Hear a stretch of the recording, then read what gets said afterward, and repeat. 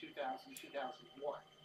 So the seeds that were set in the vintage mini comic really paid off in this mini series, this cartoon series, this animated series, where Randor and Keldor are really facing off against each other. Keldor being the blue guy and Randor being the Ooh, thanks for all the... Oops, I like my own thing. Thanks for all the immediate likes, guys. which is a flashback to Danilo Capistrano, good day, sir. What's up? Happy holidays to everybody. Christopher Strawley, what's up, buddy? How y'all doing, duty? There's a bit of a delay here on my stream, so if you guys, ooh, so many likes right off the bat. Thanks, guys. So much background noise. Okay. So, we're definitely going to finish him today. He's got like half of the normal costume on that side and then kind of like a symbiote on this side, and then you'll see when I'm done. You'll see. So don't worry your pretty little heads about what's going on here. Jonathan, baby, what's up, buddy? Hola, Austin. Christopher says, yes, sir. Yes, sir. Thank you, sir.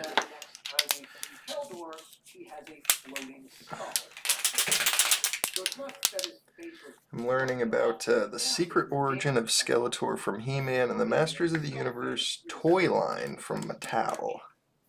And this was illustrated also by I've seen Keldor before. Doing great. Did you say I won that Russell Wilson raffle? Russell Wilson? Is that the quarterback for the Washington Seahawks? Waffle for his 9'8" Joker who laughs. Sup, BB? You did. What? I don't even know what book you're talking about, bro. Congratulations on winning a book, but I don't know what book that is, actually. So let me brush this off before I start painting.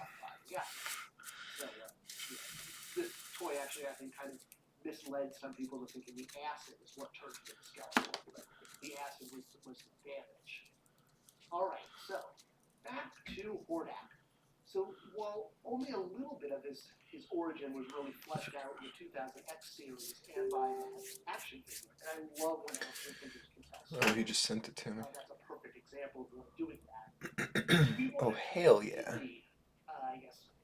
That's badass. Oh, William Russell. You said Russell Wilson? Wilson Russell. It's Russell...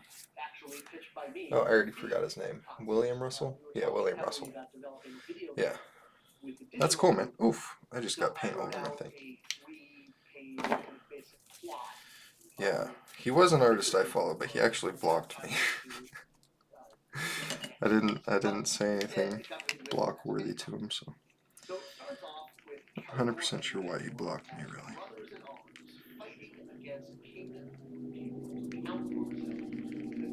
That's okay. My typing is horrible. We don't talk about the angry artist in here. That is his moniker. That's not me calling him that. That's his. He writes that on his username or something.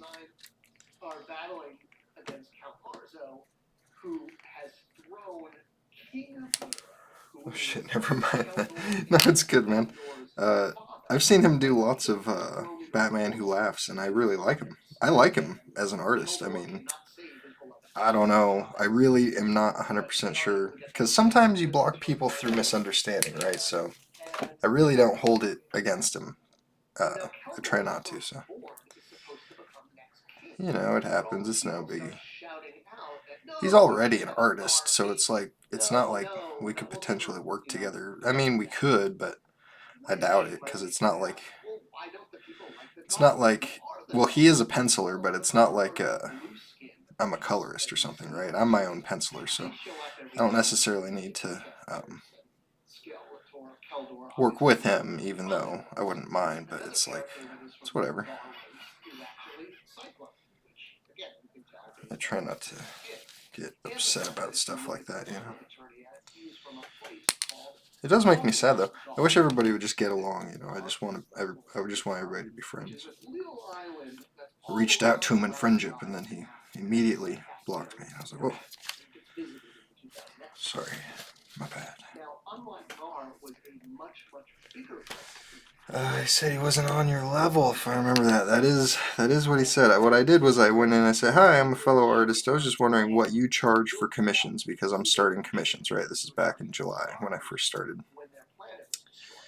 And then he said, what does your art look like? And I showed him, and then he said, and then he told, the weird thing is he told me his commission price. Like, the question I asked him is just, how much do you charge for commissions? I'm new to art. I'm looking to do commissions. And then I showed him just what I did, which was okay. It was fine. It was like the Green Goblin. Probably showed him the Green Goblin in my first anti-venom. And then he said, if you're looking to find out how much you should charge for commissions, you should ask someone on your level, not mine. And then he blocked me. Still have the message, but I'm pretty sure I could recite it by heart. I think that's it. I was a little bit bummed out by that, because I was just starting, so it's almost like I think they have a term for that. It's called pulling the ladder up behind you.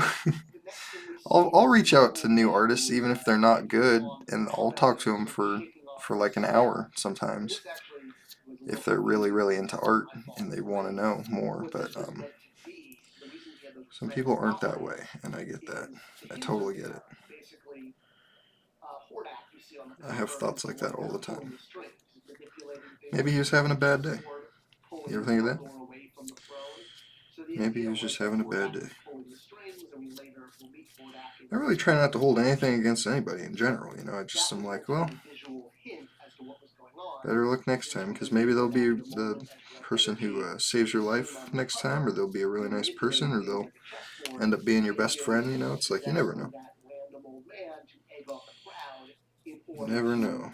I like Gautama Buddha as a character, right? He's kind of like Journey to the West, Wukong, Goku, Superman, Buddha are all they kind of share a story. And the story is that you can turn your enemies into allies if yeah, you have to be stronger than them, but more than that, you have to forgive them. And then if you can find the strength to forgive your enemies after you defeat them, then they'll join you as allies, and then you could be friends. So, hold in my heart the possibility that maybe William and I will be friends one day. I'm sure if I met, like, for instance, I'm sure if I met him at a con, and, like, he didn't remember me, because he blocked me immediately, he doesn't remember me, so he'd be like, oh, yeah, you're a good artist, you're a nice guy. Or maybe he would remember me, and he'd apologize, and say, hey, I was having a bad day. It's like, I'm not gonna, like, wage war with him or anything. I don't subscribe to that.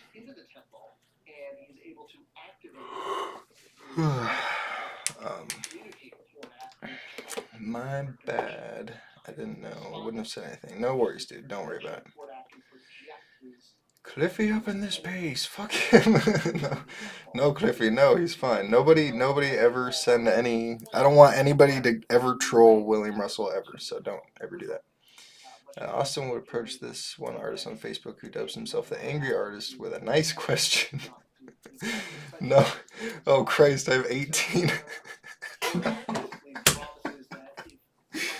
I have 18 viewers right now. That's the most viewers I've ever had. So great. And there's some gossip for everybody. But really, nobody troll him ever, and I'm sure he is a nice guy. Martin says, on my way. Don't do it. Great pencil artist, though. Terrible attitude. Yeah, no, I like I said at the beginning of the story, I like William Russell's art. That's why I reached out to him. He does a lot of Batman Who Laugh portraits, and they're really good.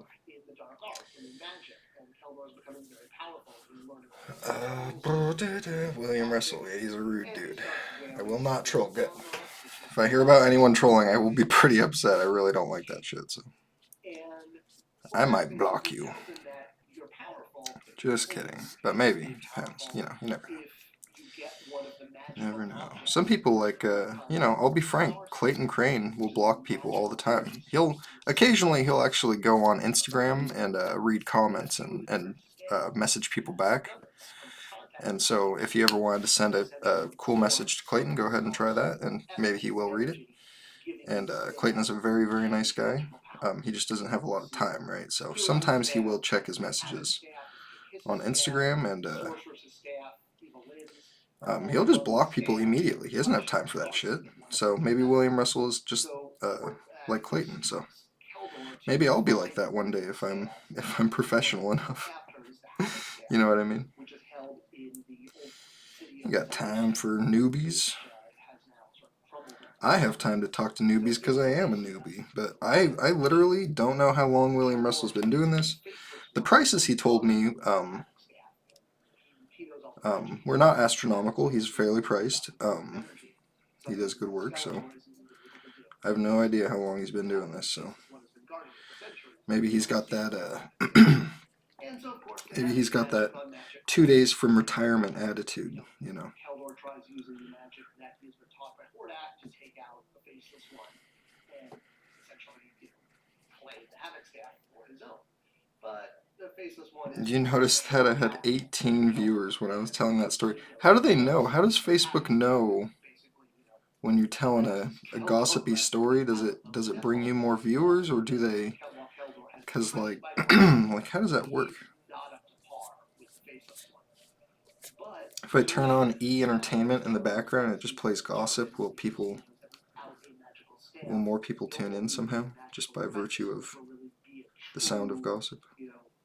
Wizard, a true, master of dark magic, unless he gets one of these staves that have been have some of the energy of the starseed in them.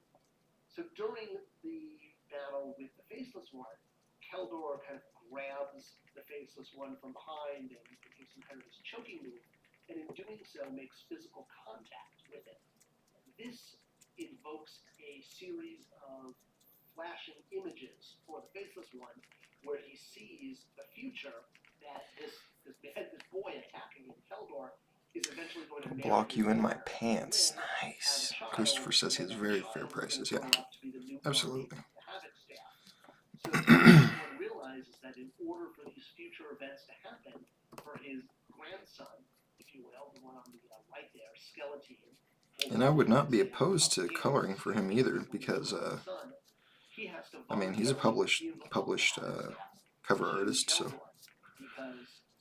he's topped out. I would definitely love to do some work with him. Even though I don't usually color in other people's pencils, but I could do inks over pencils, or colors over inks. You know, I got all kinds of capabilities.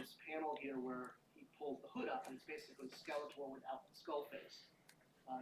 Everything but the final transformation. He's pretty darn close. This was all really deliberate. I remember when Axel and I were talking about this panel, we really wanted this to be like, 95% Skeletor. He's like really close here. He's just not quite, fully Skeletor because he hasn't had the battle damage to his face at this point. All right, so then Keldor goes around Eternia and basically starts recruiting other thugs and other mercenaries to his cause. Some of them pays off. You can see Triclops there with a giant chest of money. Others he just kind of recruits to his side. He's shaking hands with Merman there. I love that. It just cracks me up with Keldor. Hi, Merman, I'm Keldor. Want to come fight for me?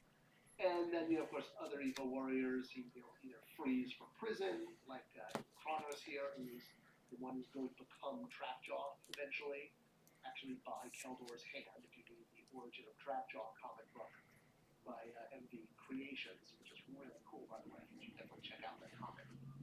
But this is how he kind of meets Kronos first, by breaking out of prison. And now this basically brings us to where we started in the 2000X series, where Keldor and his forces are battling against Randor and his masters, which is the battle we saw in the first episode of 2000X. So we did this panel to specifically recall that moment in the show to show where they blended. So again, so here you have Randor facing off against Keldor, and Keldor pulls out the acid vial, throws it at Randor to try to burn off Randor's face and Randor kill him because, again, Keldor is the rightful heir. He is the firstborn son, albeit by a different mother. But the vial, as we noted earlier, bounces back and hits Keldor in the face, burning his face and essentially almost killing him. Here you see the same thing in the comic that you saw in the show, with the vial hitting Randor's shield and the acid bouncing off the shield into Keldor's face. So Keldor is basically mortally wounded at this point, and just like in the show, we see him go to the Temple of Hordak and basically beg Hordak, even though he's essentially betrayed Hordak earlier by just sort of toppling part of his temple and saying, I don't need you. Well, now that he's mortally wounded, he sort of comes crawling back. And he's like, okay, I'm sorry, I need you, heal me. And we see Hordak do this in the 2000X series. We see him healing Skeletor, or healing Keldor, and turning him into Skeletor with magic. And we wanted to... That Joker, though.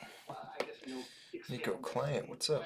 How you doing, buddy? To kind of deep dive. Thank you. So what you see in the Yeah, see, Marvel is going to introduce Null into the Marvel movie universe. Really? I heard they were going to introduce the, what's-his-face, a character related to Null, pretty closely related, right? The, Gore. He's got one of the swords that, the brother sword to, Null, so I'm sure they'll tease it so far, but maybe they have new news, huh? Demo-Man here, as we released him in the Classics line, noting he's the evil spirit from the Spondos. Again, the Spondos being that dimension that Hordak is trapped in at this point in the story. So, just think of it as he came across this evil spirit and, let's say put him in a jar, or encased him in something, waiting to use him at some point. So who is Demo-Man? The quick version is the original concept art for Skeletor is what became Demo-Man. And we wanted to very much tie this into Skeletor's origin. And that was where this idea came from, that Keldor was merged with him. This art came out at the same time as the art that became the character Vicor, also by Mark Taylor. And while Vicor became an early one of the He-Men who guarded the Sword of He, we didn't want to just make Demo-Man the same thing. And the art for Skeletor obviously evolved from Demo-Man. It became a little bit less, I guess, sort of monstrous, more demonic with a skull face, until eventually Mark refined it into the Skeletor we all know and love by the time he had his third or fourth version of his sketch, which is what the toy was based on. Noting that the Havoc-Staff actually had a spring-loaded feature in this version. But you could probably also say that Mark was influenced by the Captain Drake figure from Big Jim that was released just a few years earlier. Let's see, Gore's the main bad guy in Love and Thunder. You'll be wielding Null's sword, plus all the news about Carnage, getting him some movies. Yeah, but the problem is that could all change, but I think they're definitely hinting at it. Because it's not the same sword that Null wields, but it's it's one of them. Maybe it is the same sword, actually. I'm actually not sure. And he combines them with Keldor. Now, this doesn't I think they're brother swords, so they're made. I guess that means Null made Gore's sword, because Null made all black, right? But it also greatly enhances his power. So Demo-Man isn't I don't know where you get an all Necro sword from. Like a +5 magic, if you will. If Skeletor, now he can live because he's not dying from the acid burn, but his face has been replaced by a floating skull, and the merger with Demo-Man has now made him just much, much more powerful. He's still himself. He's still fully in control. He's still Keldor. He's just now more powerful and has a floating skull head. And of course, this was kind of part of Hordak's plan all along, because as shown from the cover and what he was doing by manipulating events, he's been in control the whole time. He's been slowly moving his pieces around the board to get exactly what he wanted, which is release from the Spondos, because he's been making Skeletor for the purpose of releasing him. Meanwhile, the good guys put up a giant wall of mystic wall energy to keep Keldor trapped on that Skeletor in the Dark Hemisphere, and hopefully we won't have to deal with him. And hopefully everything is, gonna be good. No actual sword was with Wraith, and there are two Knolls, him and his shadow. The first symbiote from when the first Knoll light hit Knoll over the book over and over again. The white paint just heads up. And that's how we get here. So that's the whole backstory. Yeah, I know I am. I know I am. You guys can't see why I'm doing that, but it's because I need to lay down multiple coats to make sure it all looks uniform. So, but yes, thank you for the heads up. So whatever version of Skeletor you like best, and there's been many of them, I hope you enjoyed this look at his origin. It's an interesting story and how he really is supposed to be the heir to Eternia, and in a lot of ways, that's what makes a good villain, one that's right. That's he is in the right for wanting to rule Eternia. It was his to rule. It's taken away from him. All right, if you like this video, please do subscribe and give it a like. It tells YouTube to share it with other people, and I appreciate that. Do you have any questions or comments?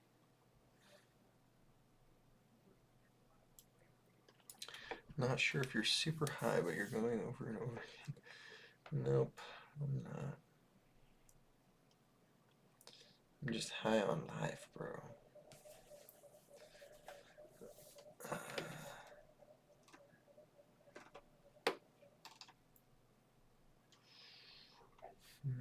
Let's see.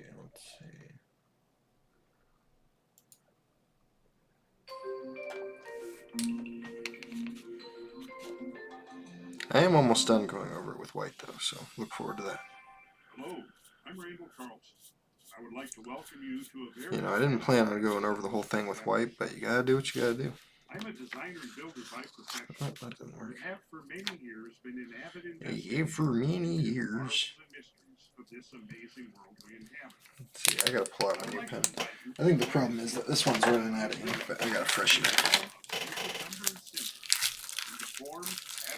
Yo, Austin, Hulk or Mosaic go out to CGC. Yeah, just curious. No, I'm gonna send it out tomorrow. I should have sent it out by now, but I didn't. I was planning on it, but I have been just busy as the dickens and wasting time. I'm basically working the whole time, but it's just like, what's that noise? It's hard to even know how to prioritize my time.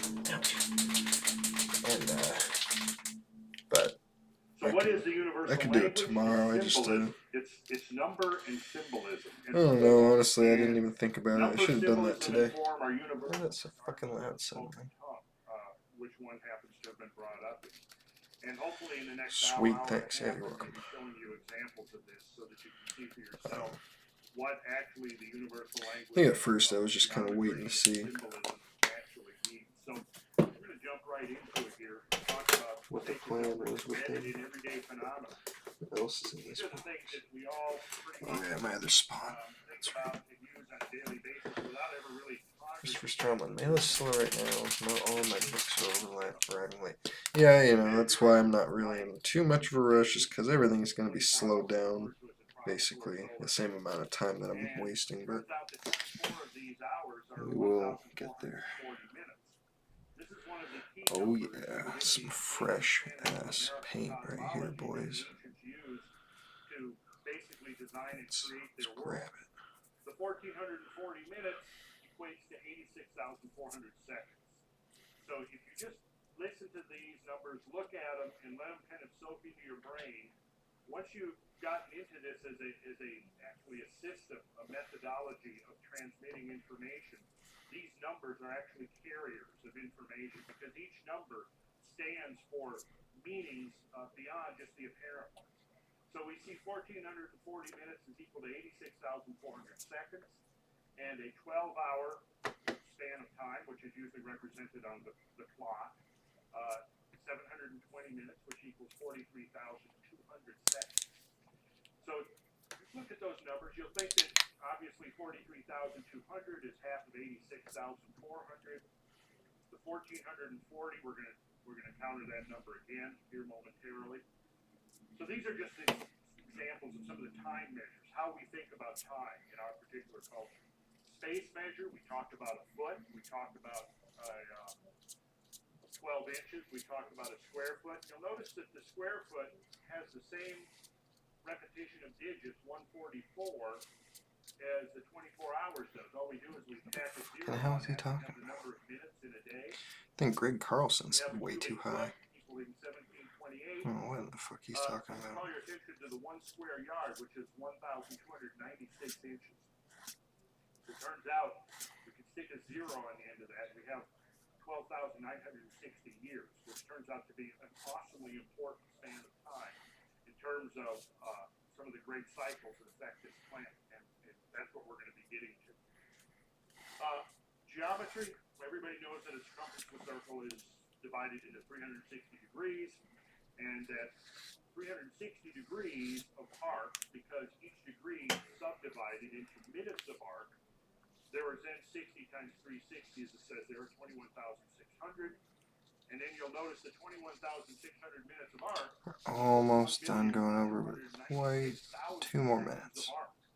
That's a mighty I feel like I'm a dentist now. subdivision of a circle that would be used mostly by Here's where we're at. Hold on. distant stars. Doing But notice great. that number, 1,296,000, and you'll see that it's the same number, just raised by 3 orders of magnitude as the number of. It's kind of like a tattoo artist right there. Like, you're good. Okay, now Keep one going. thing you might notice about most of these numbers from 1440 to 8640, What are you doing? It's like, alright. 1728, 36, Y'all say. 1296 is that they all kabbalistically add up and reduce to a single digit 9. Notice that all, pick any one of them, other than say with the exception of 24, but 1440 adds and reduces to a single digit 9. 1296, you'll notice the same thing, 1 and 2 and 9 and 6 is 18, which adds to a 9. Okay, so if you're taking notes, write these down or make mental notes of these numbers, because these are the numbers we're going to be encountering now as we progress through this journey here into the hidden mathematics. So we will start by looking at how some of these same numbers and other numbers are associated with geometry. Okay, that's it. No more white. Let's see. The alphabet of sacred geometry. These are the simple forms.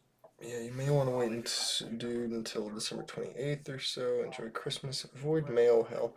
Yeah, you know, it's not that hard. It just takes, I gotta pause for take an hour out of my day to do it. It's the problem. I saw Aaron Bartley post, I know, about his wife. That was amazing. I love that. I commented on that. Jonathan says, speaking of mail, my wife said, I got a Pennywise from you in the mail when I get home. Early Christmas present. Thanks, brother. What? Got a Pennywise, huh? You mean this one? You had me worried there for a second. I was like, did I send you a book? Whoops. You're hilarious. You got me there, bro. For a split second, I was like, that's not even physically possible. Okay, back to the purple.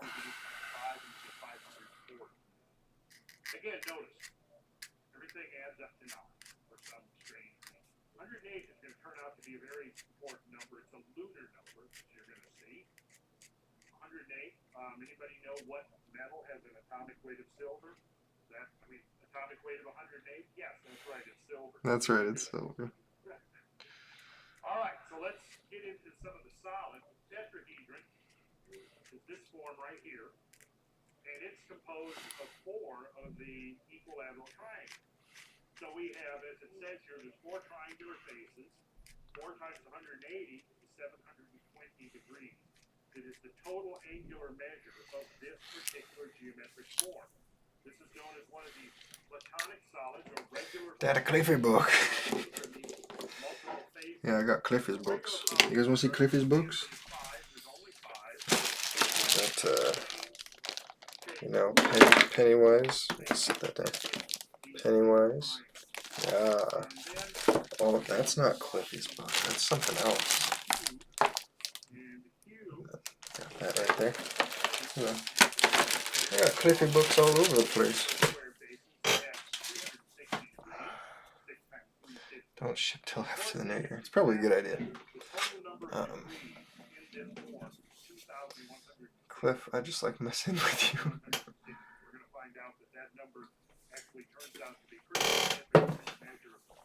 Dude, you guys check this out. I ordered this on Big Time Collectibles, right? Perfect condition, 9.8. And then I got another box in the mail today that had the same exact comics that I ordered. I ordered like 10 other comics. This is the rarest comic in the bunch, but this comic is sold out, man. When I ordered it, they said they only had one left. And I ordered all these books. I ordered like 10 books. And then I got another order today with all the same books. And I was like, what? And I looked at the order number in that one and this one, and they're the same order number, same USPS shipping label. They only charged me once. So I don't know if it was a secret Christmas present or I have a friend that works there or what, but they fucking hooked it up, bro. That's an expensive book, especially now that it's sold out.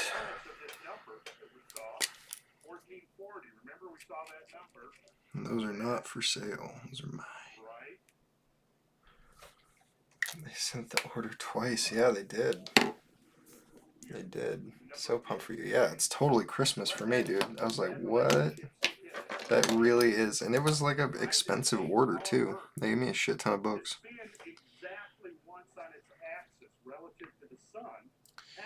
I have no idea how they did that. Like, it doesn't even make any sense to me. My wife and I were trying to put together scenarios as to how that makes sense, and it just doesn't. So I think I just got a buddy there. He's helping me out, you know. Somebody looked at the package, they're like, oh, it's not. Let me swoop him up something. Because the weirdest aspect of it was that one of the order numbers in the box was printed, and the other one was faxed or copied in a copy machine because it had like the black streaks on it. It's like, why would they make a copy of my order and then send it out? Somebody intentionally, it wasn't printed twice. It was one was printed and the other one was, you know, faxed. In any case, there are 20 of these triangular faces, 20 times 180 is 3,600. So again, we have one of our nines, and then our final is our dodecahedron. My favorite shape. This is the way I refer to the dodecahedron as being the shape of the universe itself. That is sick. I thought you got a print of that. I do have a print of that. I got a print and the books. I also got the trade and the Virgin too for that book.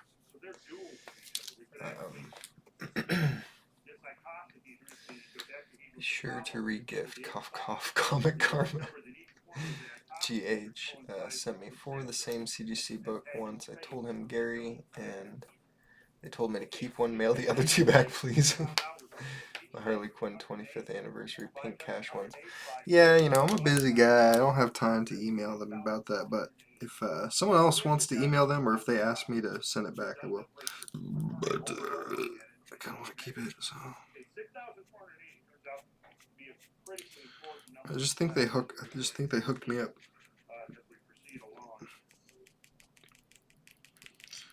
Sometimes people like to give me the hookup because I'm Crane's boy, you know. Crane's boy, that boy.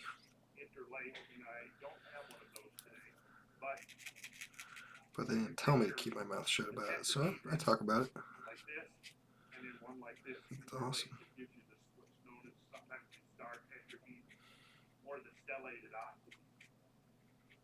It is composed of 2 tetrahedrons, each 720. So here again, now you're seeing a repetition of the same number, 1440, being the measure of the star tetrahedron. And now we're going to talk about time measurements. First thing we're going to look at is astrological time cycles. I don't know how many of you studied astrology, but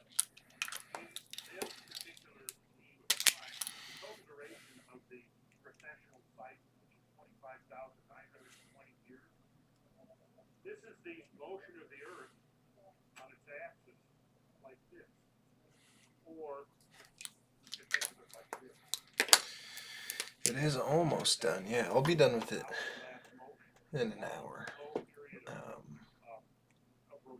Can't afford awesome books like that because I spend too much money on custom covers. Yeah, I know the feeling. I know the reverse feeling of that. There's then the no Russell rats in here.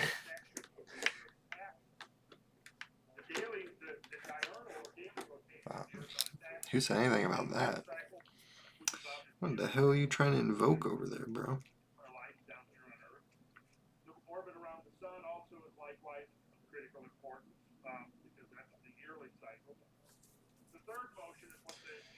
Dude, I have 3 in queue and 4th soon to be added. Yeah. Oh, you mean because Christopher gets Russell? I don't, I'm not trying to start a fight with anybody, man. I mean, it's okay that he gets Russell covers. I don't care. That doesn't really bug me at all, actually. I mean, it's fine. Please don't tell him that I'm talking shit about him. I'm really not. I'm just honest. I'm not trying to be rude. I was never trying to be rude with him. Honestly, I can't understand how he could interpret anything I said as being rude, but I mean, you never know. You never know. That's why I gave my little speech earlier about how, I don't really hold it against him. It's all good. If you divide 25,920 by 4 to determine the duration of each season, Best thing we can do is just not even talk about it. That's the best thing we can do is just forgive and forget. Forgive, but don't forget completely. Just kind of forget about it. Like, don't let it weigh on you, just let it go. That's what I do. I get really close to forgetting. I basically try to just forget about it. Sometimes I get reminded of stuff like that, but I'm pretty good at letting it go. Okay.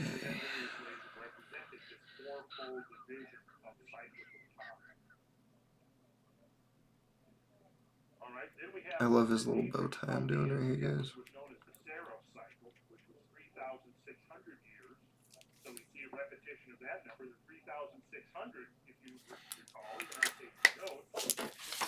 So his bow tie is half Venom symbol, half regular bow tie.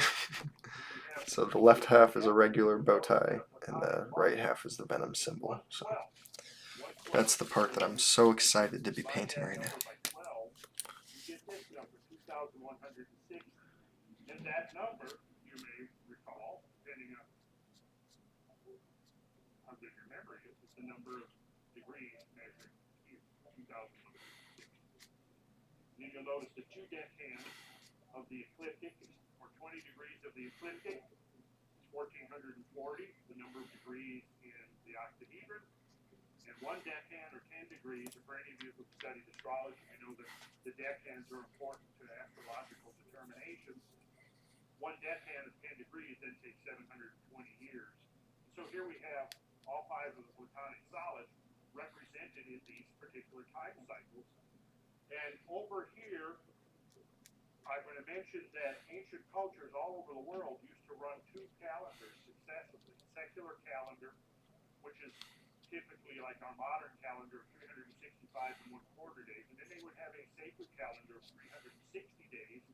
And in 5 days intercalated, they would call it.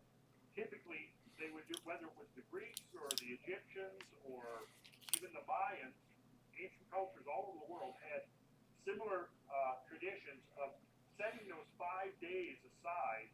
They were considered to be unlucky. And so, really no work, no activity, nothing. Nobody ever tried to do anything on those days. They would just take those days off. 5 days off, then they would resume again and pick up their sacred year of 360 degrees. Now the Sumerians had a belief that the year was... Nobody gonna snitch on your extra gifts, I meant. Oh, no, it's okay if you do. That's fine. I'll answer for my crime of accepting comic books. Look, to be clear, I haven't bought anything from the Angry Artist. I only bought a single raffle ticket on a book. I won that book on a $16 bullshit lift. No, Christopher's fine. What's next? What's next? We're gonna do Cliffy's book.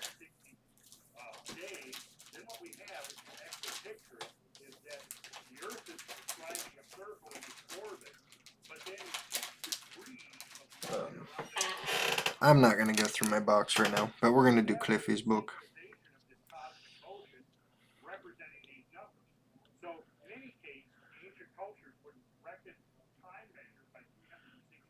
That's not the right pen. That's rude.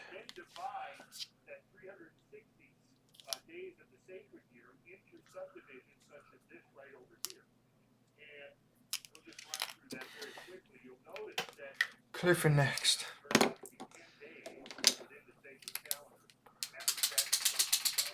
Cliffy book is missing. No, it's in there. I just got a lot of books in front of the line that I just put it in there just to have in there, but I'm not gonna go digging around through my books right now. I don't want to move. No, I was just looking at your book. So in other words, you could say the square of 12 being 144 has the same symbolism as 144 times 10, or 144 times 100 as you have right here, or even 144 times 1,000. Again, referring back to the book of Revelations, there's a verse in there referring to the 144,000 redeemed of the earth. And we'll get to that here short. Some interesting quotes, because they have various ways of embedding these sacred numbers into the various traditions. You'll notice that 3 decads are 1 Platonic month. In the Platonic year was 2,160 years, but in the sacred year, 360 days, and there's that 43,200. So, and go down here, 1 Platonic season of 6,480 years, 129,600. So if you're taking notes and writing these down, you're going to find it. You're writing down the same numbers over and over again, simply raised to different orders of magnitude. Okay. This is just a little graphic that depicts this precessional motion that I'm talking about here. This motion right here, that is generally assumed by most astronomers to be primarily induced onto the Earth by the moon, secondarily by the sun, and then also a contributing factor by the planets.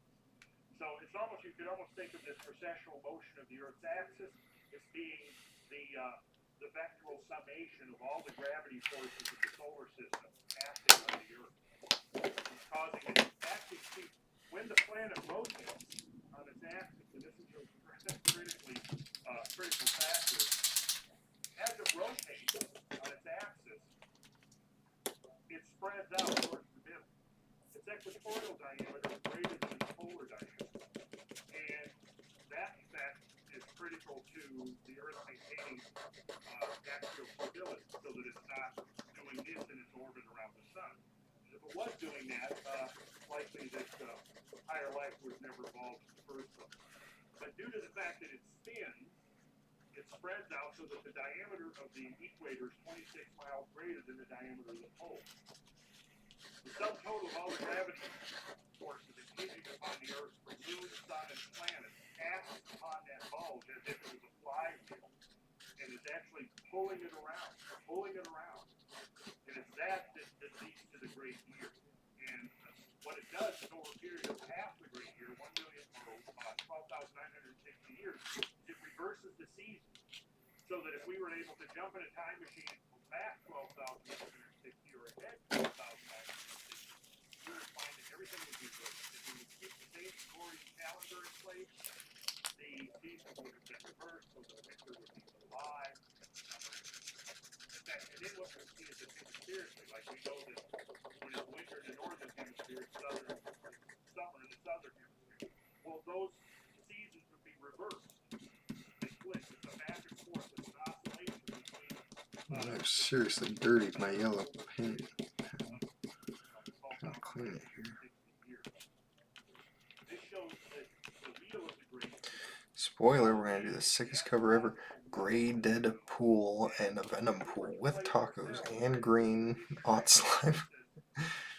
Yo, did you get a King in Black Scotty variant? Chris says to Jonathan. Yeah, it's gonna look pretty fucking sweet when it's done, honestly.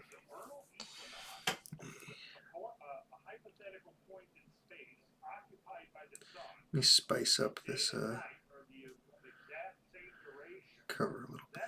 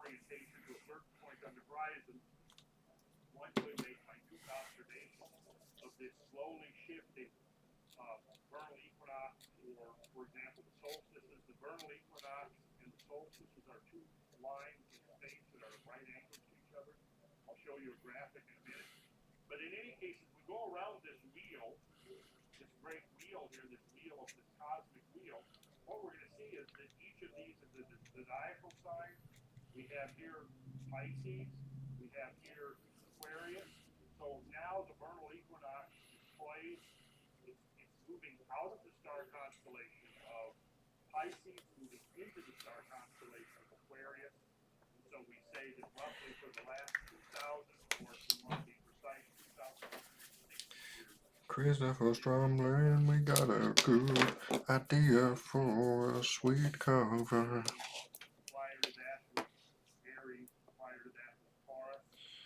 Let's see what I want to do here.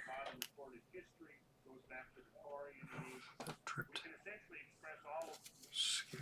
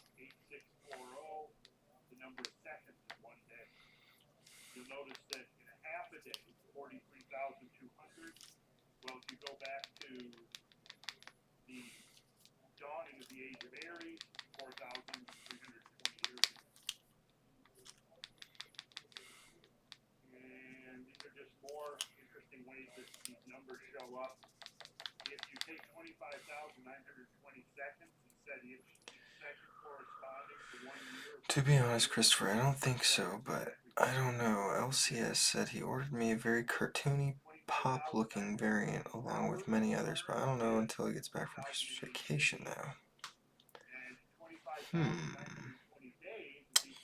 Is it the... It's not the one you wanted, though? It's a different one?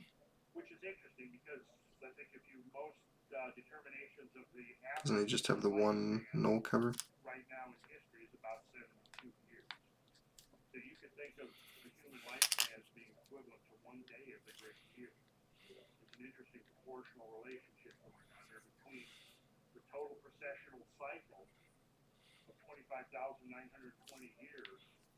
Jerkers should have a big fucking smile, huh? He's find this pretty amusing. They have various ways of encoding references to numbers. Let the Brahmin hear the phrase we are. This hath the four-horned buffalo emitted. 4 are his horns, 3 are the feet that bear him, his heads are 2, his hands are 7 in number. Notice 4, 3, 2, raised to the 7th power gives you the number of years in the ancient Vedic time span of Kalpa, 4,320,000,000 years, which I find to be suspiciously close to the modern estimate for the age of the universe, which is about 4.5, or the age of the earth rather, which is about 4.5 billion years. So this is one way they had of encoding or embedding references to these sacred numbers in the Vedas. So this is probably some of the oldest writings extant where this canon of numerology is presented. In ancient Sumeria, from the various writings of historians like Herodotus and others, and from the Sumerian clay tablets, we're able to find that there were references to 10 pre- or antediluvian kings. What is pre-diluvian? Before the flood, right. So they had this belief that there were 10 kings reigning before the flood. If you'll notice the numbers that they ascribed to each of these kings, the reign, those numbers now should all be becoming familiar to you. You've seen a bunch of them already. There's 43,200, 64,836. You'll notice 64,800 is presented twice, actually 3 times. The total, though, 4,432,000 years. That's a long span of time. Do you think they meant this literally, or is this strictly symbolic and figurative? Is it possible that they came to the reign for 36,000 years? I tend to think it was symbolical. But, you know, it is interesting that one of the universal traditions from ancient cultures is that before the flood, all the cultures from all over the world recognized that there was a great flood, or even floods that decimated humanity at various times. But they're all pretty much in agreement that prior to the flood, human lifespan was much longer than it is today, which I find we've all heard about Methuselah living to be 969 years. Right? Lamech being 777. It seems that in the biblical ages, they seem to have lived about an order of magnitude greater than our modern. Which, considering, you know, from my perspective, the things I'd like to get done in this lifetime, I can do this these things. In the Vayu Purana, which is again one of the Vedas, we find verses like this: 360 years, according to the human calculation, constitute one divine year.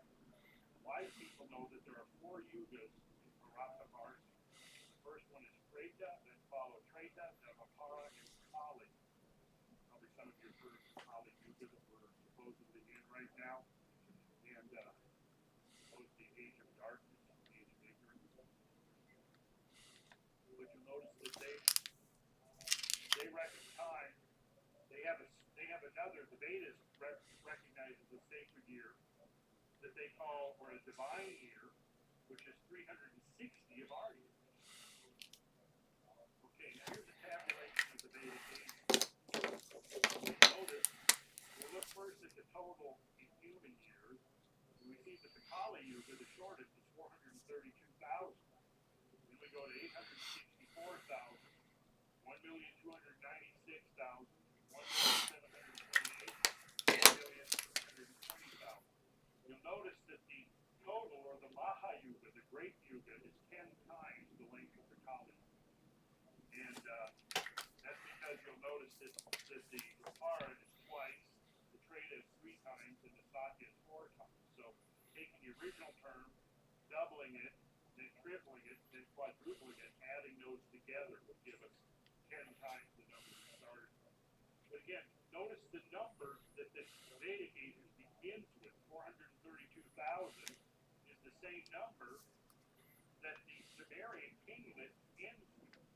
So it's almost as if we have 2 different traditions, but one system. And we see that the Sumerians preserved knowledge about the subdivisions of this Yuga time of 432,000 years, and symbolized these subdivisions by the range of these these 10 pre-Diluvian kings. And then we can see that once we get to 432,000 years, at that point the Vedic cycles kick in, and then we have these that follow. And using the divine year of 360 years yields this column of numbers. And then when we put the duration into human years, it's interesting. Each of the yugas, such as the Kali Yuga, they were all believed to have a period of transition into the age, then the age itself, and then a period of transition out of the age. And so basically what they did was they Sounds like the Scotty Young variant. Oh, okay, so that's... Oh, okay, now I see what you're saying. That's what I'm thinking, but I won't see that until... See, I won't promise you yes. Can't wait for it to come in. I think it's awesome. Mine was supposed to arrive today. But you'll notice that we've got the same numbers again. Notice 144. Nice. Then we have that raised by another order of magnitude. So you see how these same numbers are recurring over and over again. And I would suggest that there's a pattern emerging here. And I know that for a lot of people, first time they are confronted with this kind of information, sometimes it's almost too mind-boggling. You know, what the heck does all these numbers mean? It's just too many numbers to sort out. But what you realize once you start studying them is that each one of them is kind of a mnemonic, because each number has a whole collection of phenomena that's associated. And it's still in use today. I mean, how many people, everybody should know that, a square foot is 144 square inches. I mean, anybody who's a builder, a craftsperson, an artist should know basic rules of measurement. The Mayan world ages, now you notice there, we see similar numbers. The Bakhtun, 144,000 days. So it's almost like they had the same numbers, but they're now representing smaller cycles. But it's the same numbers representing the cyclical periods within nature. Tun is 360 days. That was the sacred calendar that was trying all over the ancient world. And then they had the 5 days added to that, the 5 unlucky days. So again, we see the same numbers being repeated redundantly throughout these various traditions. Sacred numbers embedded in solar system architecture. I'm only going to show you a few examples of this to convey to you the idea. The solar orb. Well, if we measure that, we discover its radius is 432,000 miles. Oh, I didn't go over this yet. Shit. Almost made a grave error, you guys. That would fucking sucked. Measure the sun according to the human measure of miles. And by the way, here's the origin of the mile. Actually, I won't even go over that too. Clean that up. Origin of the mile. Origin of the mile comes from the Latin word mil, which means 1,000. So it's talking about 1,000 something. What would it be talking about? 1,000 what?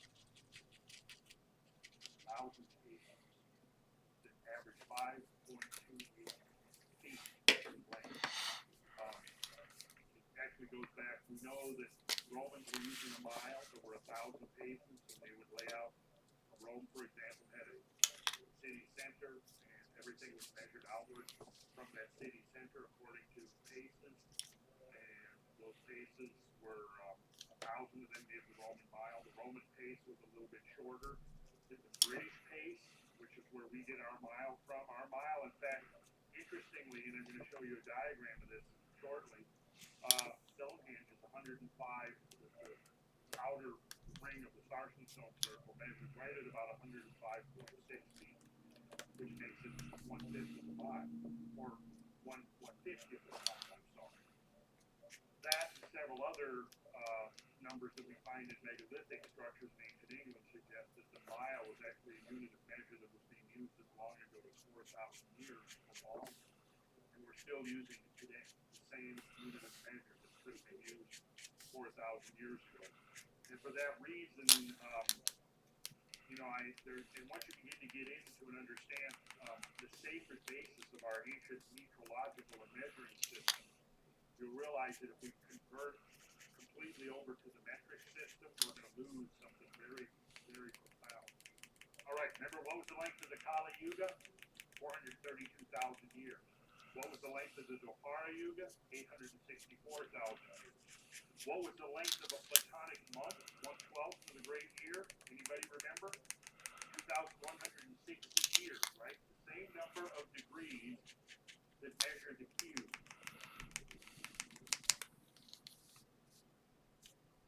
Right, what are we looking at here? Everybody recognize that? Familiar?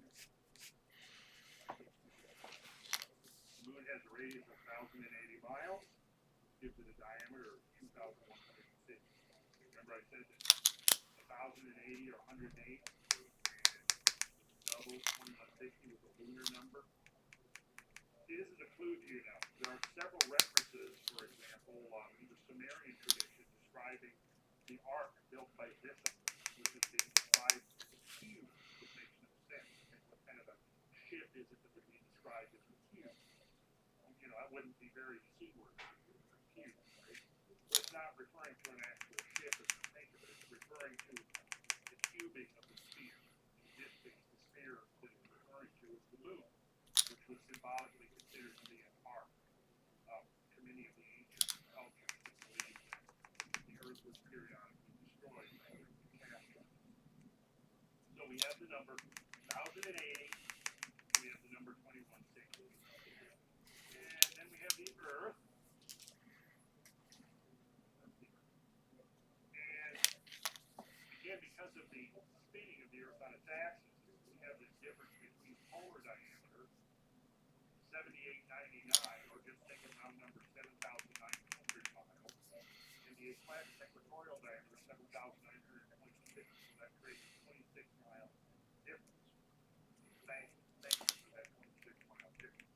Life on Earth would be a very chaotic affair without that bulge. We see that the diameter of a sphere with the same surface area as Earth is 7,920 miles, and also the diameter of the Earth, when you take it from, if you slice it through the Tropic of Cancer through to the Tropic of Capricorn, that diameter also is about 7,920. So we use 7,920 as the sacred number to represent the Earth, because even though the Earth varies considerably between equatorial and polar diameters, we find that at a very significant piercing through of the Earth's diameter from one tropic to the other tropic comes out to be 7,920 miles. We also find this perfect sphere that has the same area, same surface area as the Earth actually has. Its diameter would be 7,000. So that's the number we use for the Earth. Which means that its radius is half that, or 3,960. And in most books you read, astronomy and so forth, when they're talking in round numbers about the radius of the diameter of the Earth, these are the numbers they use. 7920 and 3960.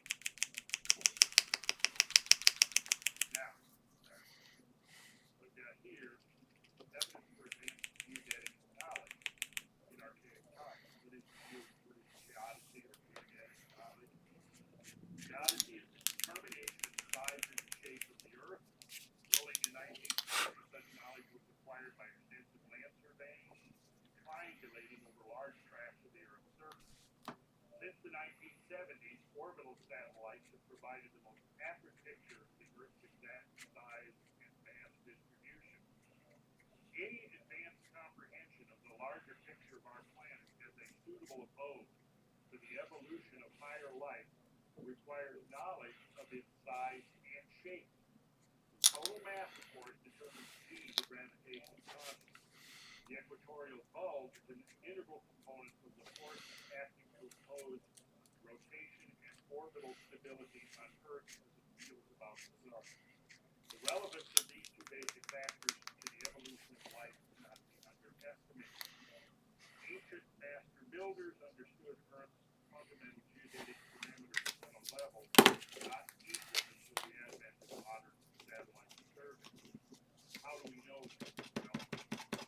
Well, the most salient things we have going at is the Great Pyramid of Cheops itself. And there's been lots and lots of speculation about what the form or what the function of the Great Pyramid was. Some of it to me is pretty out there. Some of it I think is pretty abstract and speculative. What I've always thought does make the most sense and has the greatest credibility is the pyramid is essentially a model of the Earth, the northern hemisphere. The thing you have to understand when you're looking at the measurement of the Earth in terms of the size and shape is that we have lines. Everybody knows latitude and longitude. Latitude is measured north and south of the equator. Longitude is the measure around this way. Parallels are lines that run parallel to the equator. And traveling along one of the parallels, we would be displacing ourselves longitudinally. But parallels actually measure, you can see this parallel here, this is probably the arc of the circle, this would be like about 56.5 degrees north. So it is parallel to the equator, right? So depending on what parallel you are, every line of latitude, north and south, has a corresponding parallel. And we know that from the equator to the North Pole is going to be 90 degrees. And likewise, from the equator to the South Pole is going to be 90 degrees apart. Then in turn, we have meridian lines, which are lines that run north-south, but actually measure distances east and west. So that if you travel from one meridian to the next to another meridian, you would have traveled from east to west. Every point on the surface of the Earth has a local meridian. We have a local meridian here. It's basically the way you would find it is if you walked out here, I believe this is generally south, isn't it, this way? So if we went out here and we looked exactly south and exactly north, and then the zenith overhead, the point 90 degrees up from a flat horizon, we struck an arc from the south point through the zenith point to the North Pole. That arc would be our local meridian.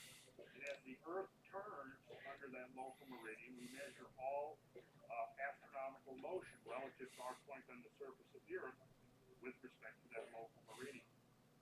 Now, you'll notice that as you go through the parallels form virtually perfect circles.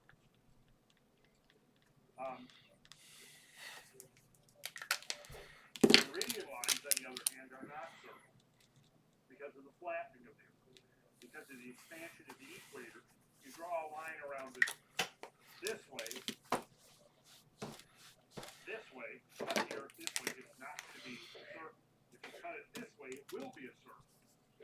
Okay, that creates very subtle differences in geometry. When you're measuring a meridian line north to south, what happens is that as you travel north away from the equator, if you were going on a perfect sphere, then each degree of latitude north would have the same distance.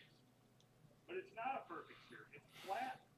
So as you're moving towards the North Pole, the Earth is actually flattening out. The Earth's radius is shrinking. So it's flattening out. What that means is that to traverse a degree of arc, you have to travel further as you get away from the equator towards the North Pole. Okay? I'm explaining this because you've got to understand this to see how the ancients actually understood, how they demonstrated to us that they understood the size and shape of the Earth with a high degree of accuracy. So again, parallels are going to be in circles, and you're going to notice that the biggest circle is going to be the equatorial circle, and as you travel towards the poles, those circles get smaller in size. So therefore, if you took the meridian lines, which would be the dotted lines, the distance between, say, 1 degree of meridians at the equator is going to be greater than that distance between the same two meridians, say, at our latitude here in Atlanta, which is about 34 degrees north, or further north. As you travel further north, those meridian lines converge until you get to the North Pole, and then they meet each other. They have zero distance between them. Okay. This is taken out of Smithsonian meteorological tables, and what we're looking at here without belaboring this is you'll notice latitude 0 degrees, and you go through up to 90 degrees. What this is showing is if we look into statute miles right there, this says length of 1 degree of the meridian. So this is the line from equator up to the North Pole. Well, if you look at the first number, which, let's see if we can zoom in, you'll notice that at 0, when you travel this equator from the first degree north latitude, you go to 1.702 miles. But if you look down here at the very last one, when you traverse that last degree from 89, and you finally get to the North Pole, you've traveled 69.4 miles. So those degrees have stretched out. Okay. Now this is important to understand how the ancients were able to demonstrate to future generations that they understood the size and the shape of the Earth. Then we have one length of 1 degree of parallel. You notice right there, I don't know if you can read it from out there, but that says 69.172 miles.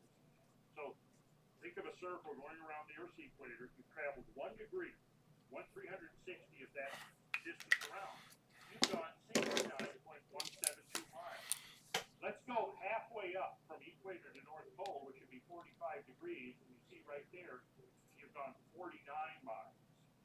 Then when you get up to the pole itself, when you're 1 degree away from the North Pole, you only have to go 1.2 miles because those meridian lines will get curved. Kind of went over his face again. It's got a lot more feeling to it, a lot more emotion, if you will. And if you won't, that's fine. Get out. I'm just kidding.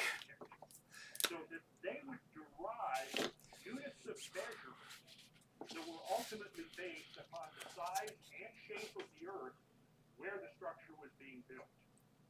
Now let's take the most prominent one. Before we get to that, this is geodetic data, and you'll notice here we've got going back to 1830, which was the first attempt in modern times to determine the size and shape of the Earth. And let's go, since that's meters, let's go to something we'll recognize, miles. We're talking about the radius here. And you'll notice as you're coming down through here, we get to these last two. World Grid System 72 and Geodetic Reference System 80 are the two that were determined. Cliff says that he loves it. Cliff loves this painting. I love you, Cliff. Thank you for loving my painting. It makes me happy. I like when people like it. That as we've come through, we're progressively getting better and better at measuring the size and shape of the Earth.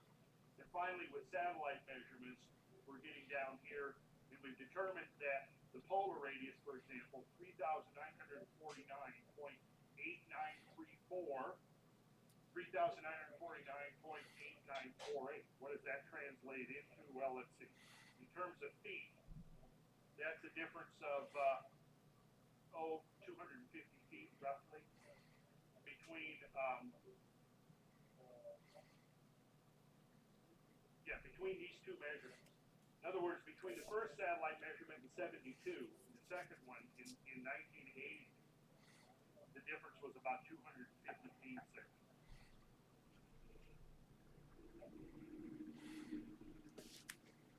The history of man may be far longer and stranger than we think. The Great Pyramid may indeed not fit in with what we believe about the past and the nature of the world. Thousands of years ago, someone measured the Earth with remarkable accuracy and recorded this information in the dimensions of the largest and possibly the oldest stone building on the planet, William R. Phipps. Generally, the age of the pyramid is given around 4,200 years, roughly about the same age as the Sphinx. Some of you are probably familiar with the redating of the Sphinx by several geologists, primarily Robert Schoch from Boston University, who has studied the weathering of the limestone composing the Sphinx and the surrounding quarry that the Sphinx is situated in. It has determined that You Against doing a no cover for Carnage USA 9.8. Gotta crack it, signed by your boy. If you're not against it, I'm buying it now. So signed by Clayton 9.8, a null over a Carnage USA. So is that the book where he's got the cape over his back? No, I'm fine with that. Let's do it. Public presentations usually places it at 7,000 to 9,000 years, but he told me personally he just uses that because he's deliberately being very conservative because he's in the academic community, and he's perfectly willing to believe that it could be much older than that. And I've discussed the extent of the water erosion with him. Flag over the back, yeah. Okay, cool. Yeah, no, that sounds fun. I don't see why not. I think that would be my first yellow label with his signature, because the one that I already did was not yellow labeled, and CGC said that I can do that, so should be good to go. They said actually after I posted about it, they contacted me and said don't talk about it. They said, yeah, that's our bad. We should have told you that beforehand. I was like, okay. So it's kind of a down low thing now. But yes, I am able to do that.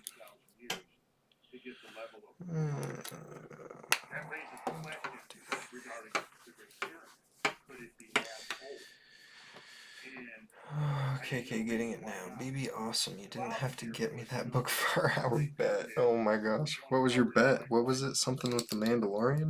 Highly polished, and according to Arabic traditions, pretty much all the Arabic traditions and legends about the Great Pyramid concur that the outside of the pyramid prior to the stripping of the casing stones was completely covered in hieroglyphs. And one, it just boggles one's mind to contemplate what might have been written. But clearly, I have a hard time imagining a greater act of vandalism in all of history, the stripping of those stones.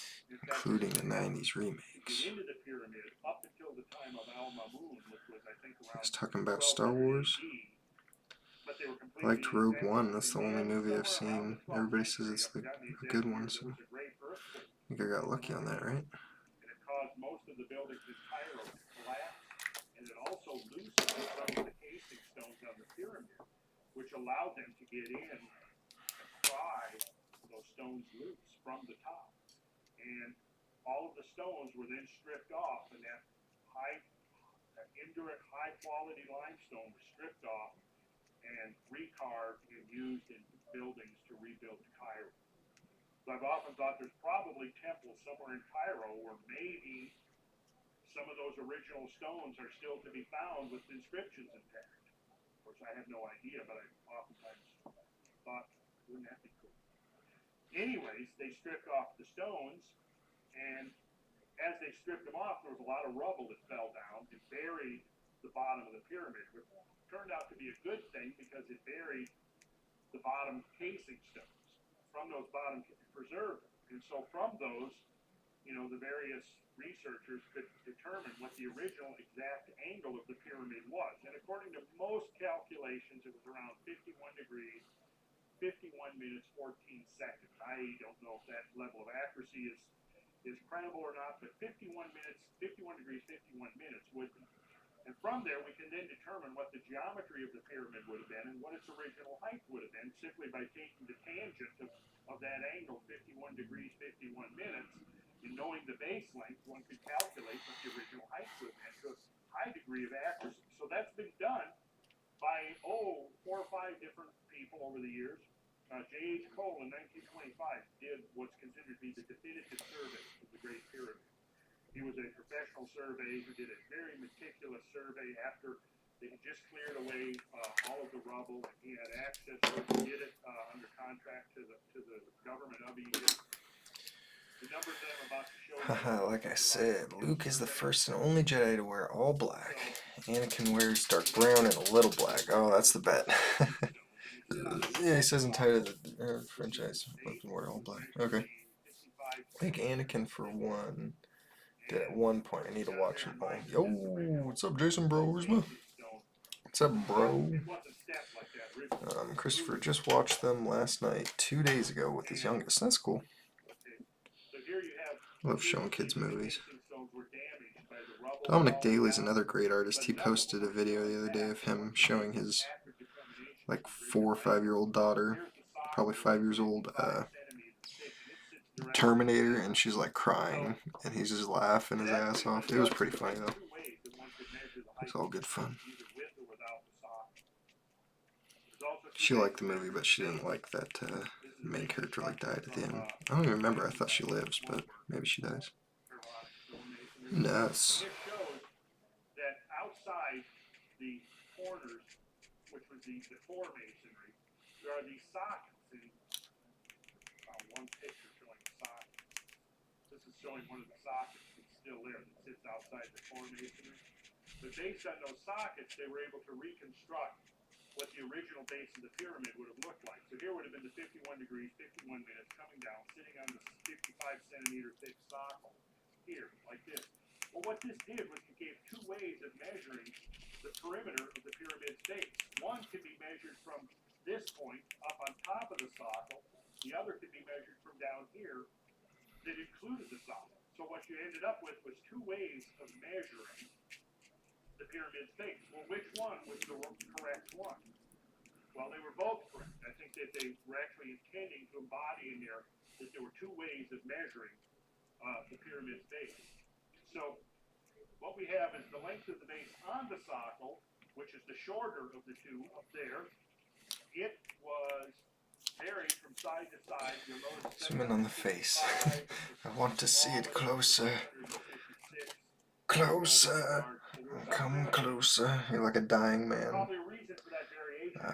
who's talking to his last living relative. It's not really zooming, giving me good detail here. Wish you would zoom right there. Oh, there it goes. Got these tentacles playing around over here. So that's kind of what his chest is going to look like. It's just kind of a mess of tentacles, right? So that green, he's got his cool half venom symbol, half neckerchief. And from that, you know, kind of just tentacles all the way down. I'm going to throw some tentacles on the gauntlet too, like wrapping around the gauntlet. Oh, and then I think I'm going to do like green energy coming out of his eyeball and shooting off to the left, kind of at the same angle the Infinity Gauntlet is glowing. Just to show that he's glowing with that green energy, baby. Zoom the face. Zoom the face, that's what she said. The face is ill, bro. Looks good for sure. If he had a few green or orange tentacles, that would be dope. That is fucking awesome. Okay, cool. Can't wait. Yeah. There you go.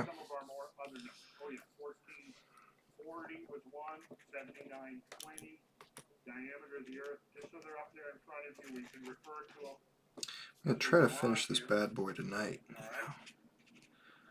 Thought I'd be done right about now, but, you know, I'm so bad at guesstimating my own times. I really am.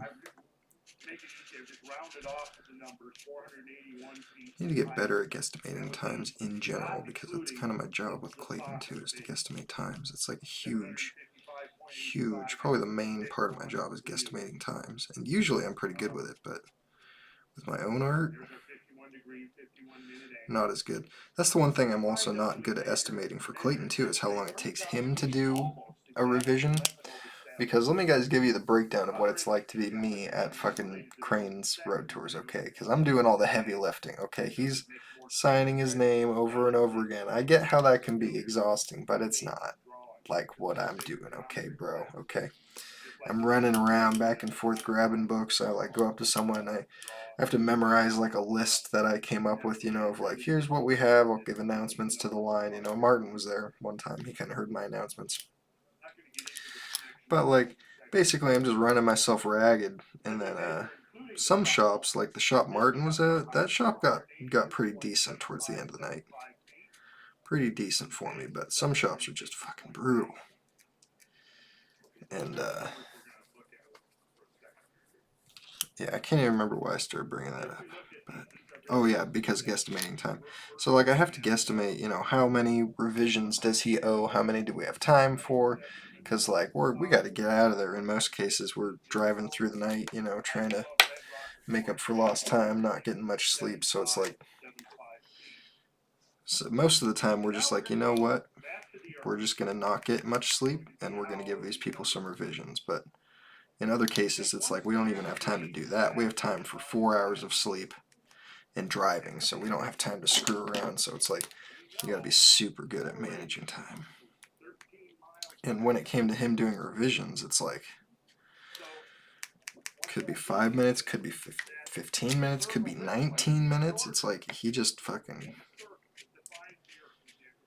different every single time. It's like, ugh. I feel like a boner when I mistime him, but it's really not my fault. It's Crane's fault. That's the ultimate fallback. Whenever something happens, I say it's Crane's fault. I didn't do it. This is Clayton's thing. I'm just happy to be here. Generally, that works as an excuse.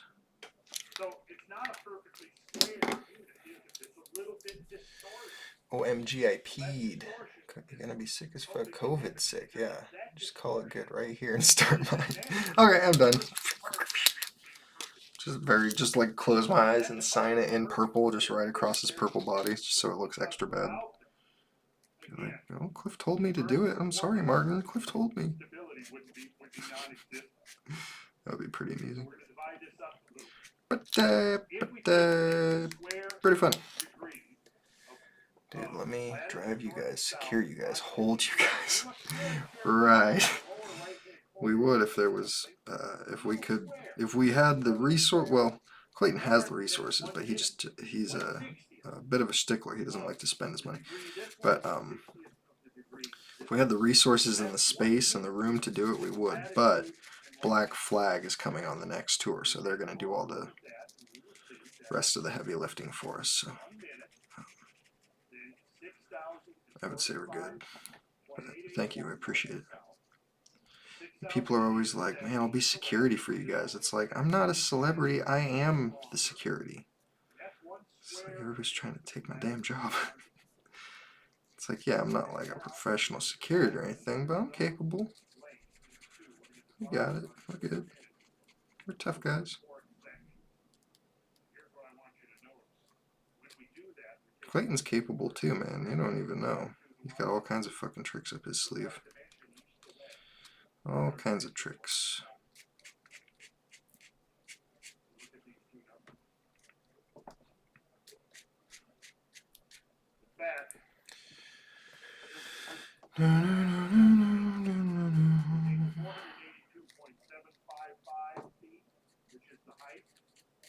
What we discovered is that if we multiply that by the number 43,200,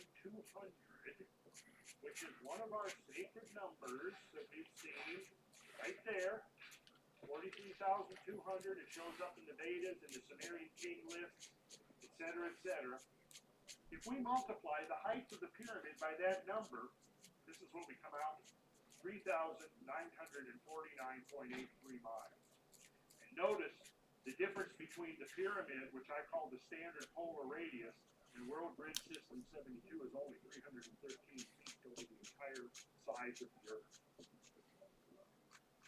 So we have essentially the pyramid being a scale model of the Earth, the northern hemisphere, at a scale of 42,200 to 1.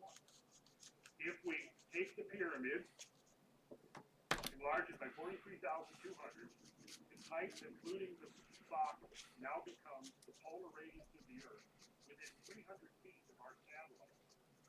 And the two measures of the base are exactly the difference between.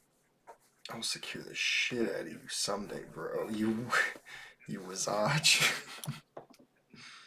I'd love to. If I was in charge, I'd probably give it a try, but Clayman is a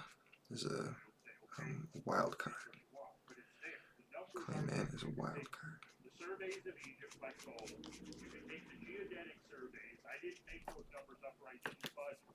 And what you discover is that when you expand it by 43,200, which, you know, if the number was just some arbitrary number, but it turns out that the factor of expansion turns out to be one of the critical sacred numbers within ancient systems. And so here we have the pyramid now, enlarged by 43,205. And another way to think of it is if we go back to this diagram right here, you'll see that as the Earth turns, every half second it's going to turn this far. So it means that every 2 seconds, the Earth, if you're standing on the equator, in 2 seconds, the Earth has turned 143,200 part of its total orbit. So if you're standing on the equator, in 2 seconds precisely, the Earth has turned in a distance exactly equal to the distance around the base of the Great Pyramid. Cool. Now you can dismiss that as being coincidence, but the numbers don't lie. They're there.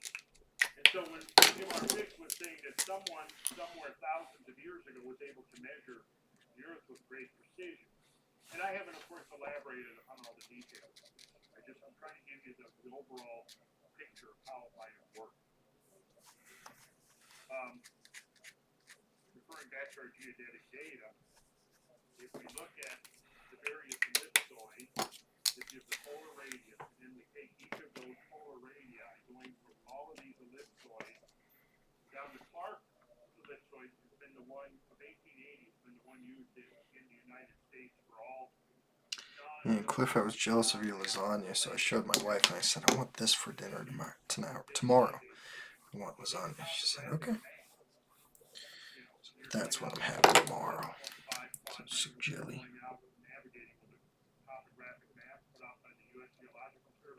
They're using the Clark ellipsoid right there.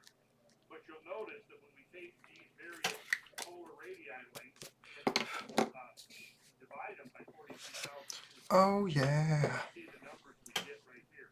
Remember, the height of the pyramid is estimated at 482.7575.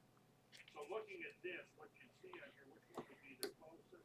Well, you notice it's come out very, very close to the satellite system. Given that it's very positive, see, when you got to ask yourself, well, why is there a difference between this satellite survey of 72 and the satellite survey of 80? Well, if we did another one again with as high a degree of accuracy, we would discover there's still going to be a discrepancy. And the reason is that the Earth spinning through space, there are various tidal forces working on the Earth, which are constantly causing it to distort its shape by up to 2 or 3 or 4 or 500 feet. So we never would be able to get more accurate than 300 or 400 feet, because the Earth itself is changing shape. And if we were to measure it every year for the next 10 years, we would get 10 different numbers. They'd all be very close, but they would deviate some, because the Earth itself, our tidal bulges, where's the moon relative to the Earth? That's going to affect. If the moon and the sun are on the same side of the Earth, that will affect the shape of the Earth up to be several hundred feet measured over the diameter of the Earth. And so it is not amiss to say the pyramid inclines a measure of the Earth that could be considered as accurate as those determined by modern satellite surveys. That to me is a very profound insight, because it does suggest that somebody once upon a time was able to measure the Earth size and shape with that level of precision. And if they were able to do that, what's the implication? That's the interesting part. Because no primitive culture, using the method of Eratosthenes in about 300 BC in Greece, he measured the Earth and was generally considered to be quite accurate, because he was able to get the circumference of the Earth within about 500 miles of its actual measured circumference by using the methods available to the ancient Greeks, you see. And he was considered to be the first to measure by basically putting a stick in the ground and measuring the angle of the shadow on the longest day of the year over a couple of successive years. That's actually an exercise we do in the sacred geometry class. It's very interesting how we did it. But he was considered to be, pretty proficient, because he was able to determine that the size of the Earth was, the circumference of the Earth was, 25,000 miles. And it's generally considered to be about 24,800. So he was, maybe within 50 miles of the actual dimension of the Earth, but nowhere near as close as the pyramid.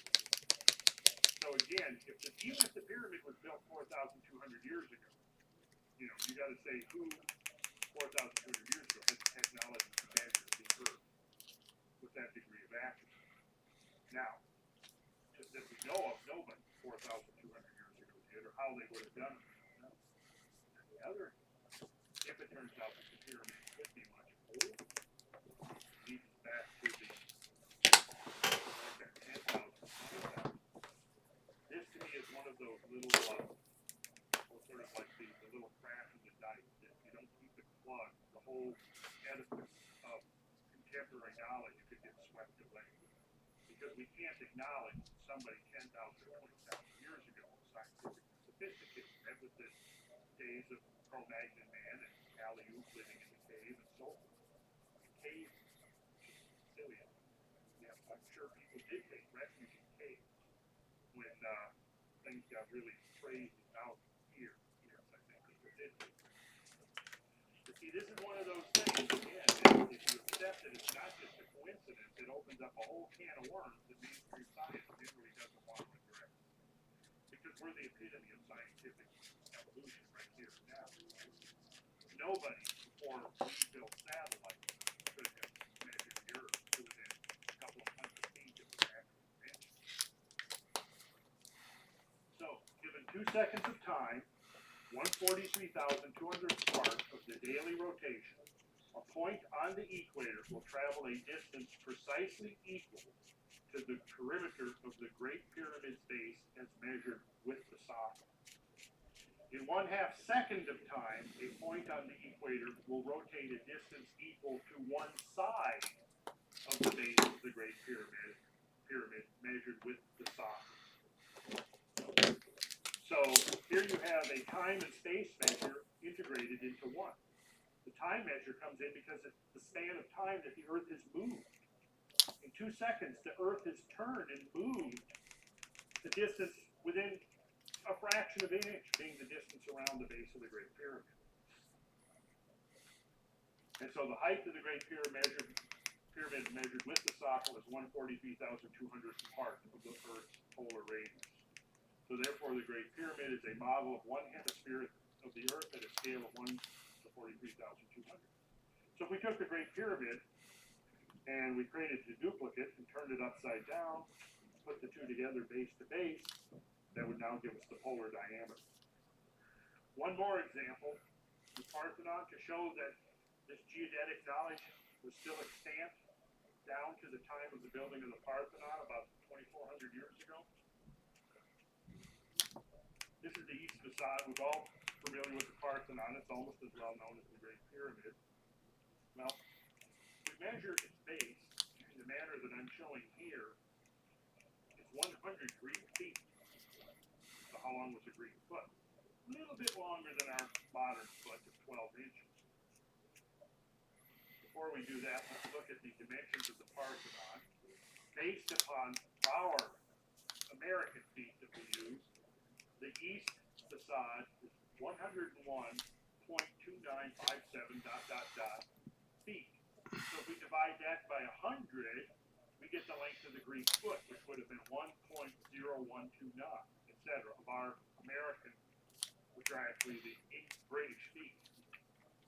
Okay, I better write that down so we don't forget.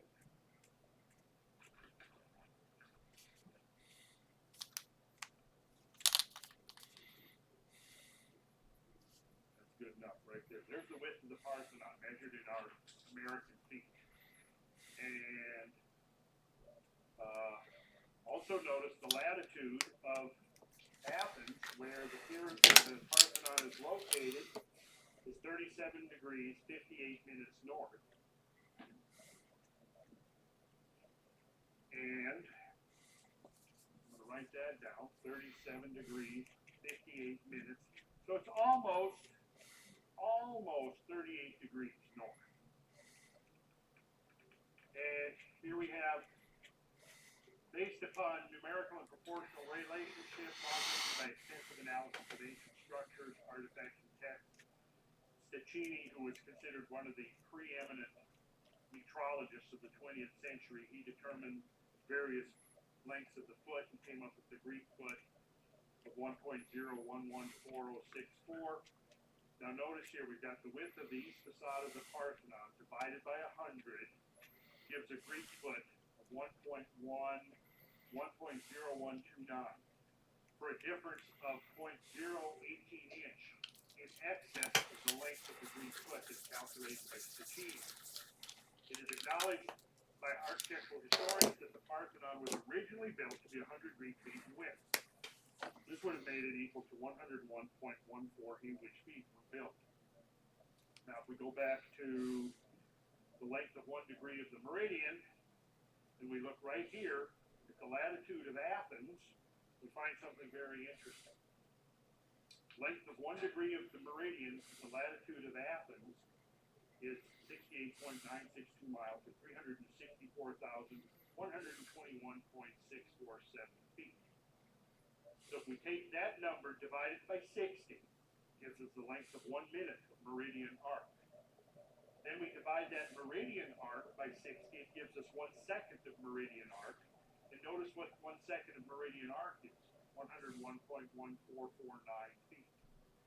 So 1 second of meridian arc at 38 degrees north latitude, given the international ellipsoid and the Clark ellipsoid, you'll know here that it's exact. So in other words, what we have there, the total difference in length of 1 second of meridian arc at 38 degrees north latitude and the east facade of the Parthenon is 0.05 inch. But again, that's for 38 north latitude. It's actually a 37.50. So if we make that adjustment of 2 minutes of arc south, this 0.05 pretty much just disappears into nothing.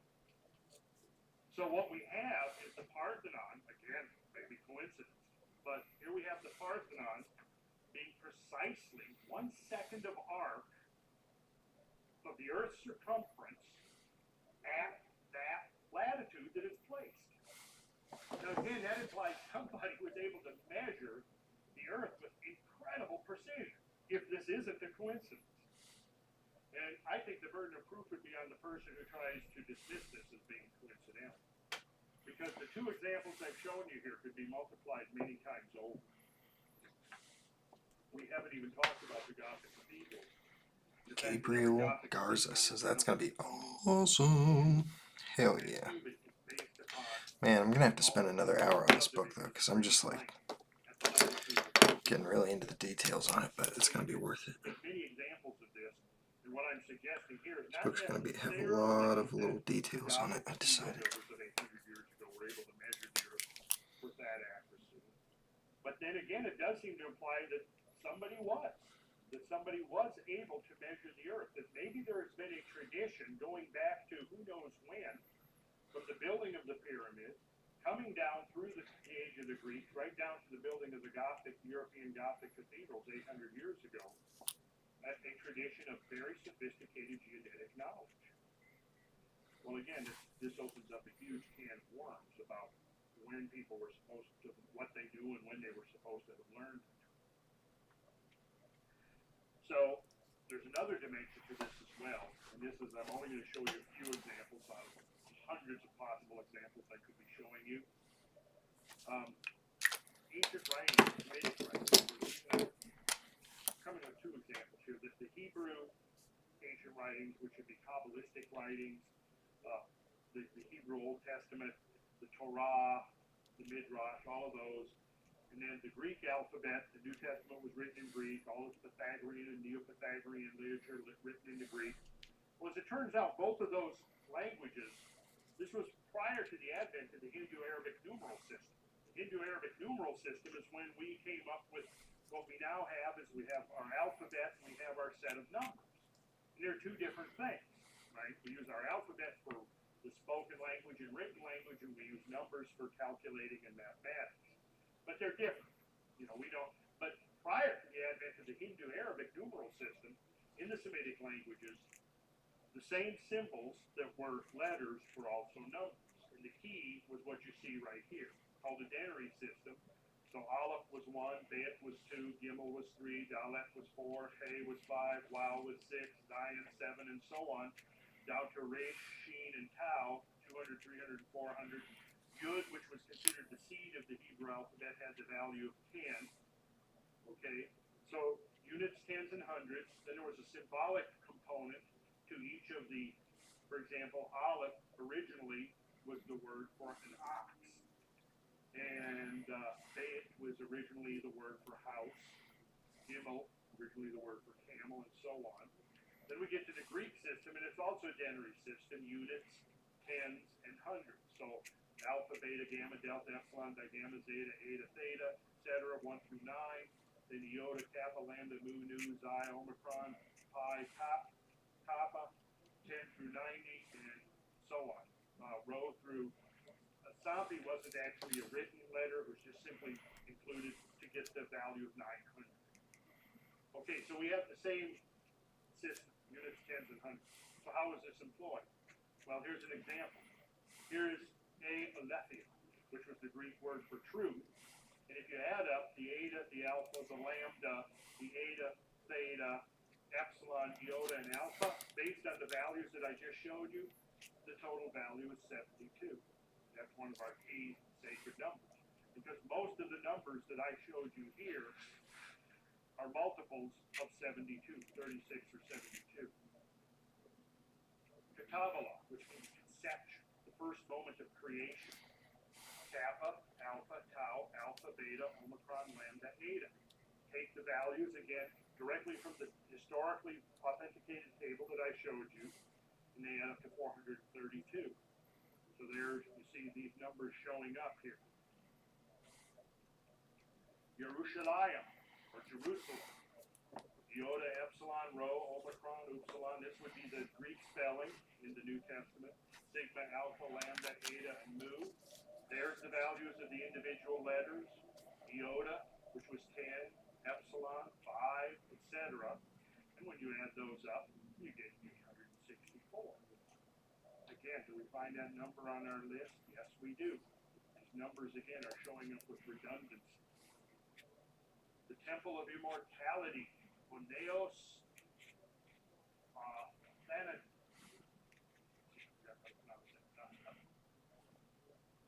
Athanasius. Oneos, My favorite color is orange, actually, so forgive me if I use too much of it. Athanasius, that's it. The Temple of Immortality. So if we take that spelling, add it up, it also, and I'll work on my pronunciation for next time. The Holy Ghost, Kalagian Pneuma, like root of our words like pneumatic, means the Holy Ghost or the Holy Spirit. Add up those, the value of those, and you get 1080.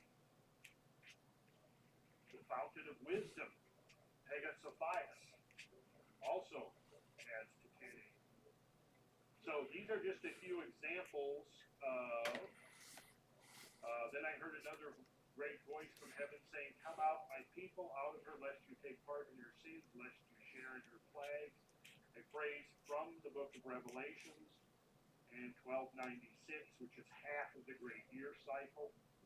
So I mean, these examples can be multiplied by hundreds, literally by hundreds. So this is actually one of the subdivisions of the study of Kabbalah, which is the gematria, the study of the numerical or mathematical basis of language. And what you discover when you go into the mathematical basis of language is the whole thing is constructed upon the same architecture of sacred numbers that we've been looking at here for the last hour. Probably you're all familiar with things like, "Here is wisdom, let him that hath understanding count the number of the beast, for it is the number of a man, 666. You ever heard that? Probably the most famous and controversial number out of the Bible, 666.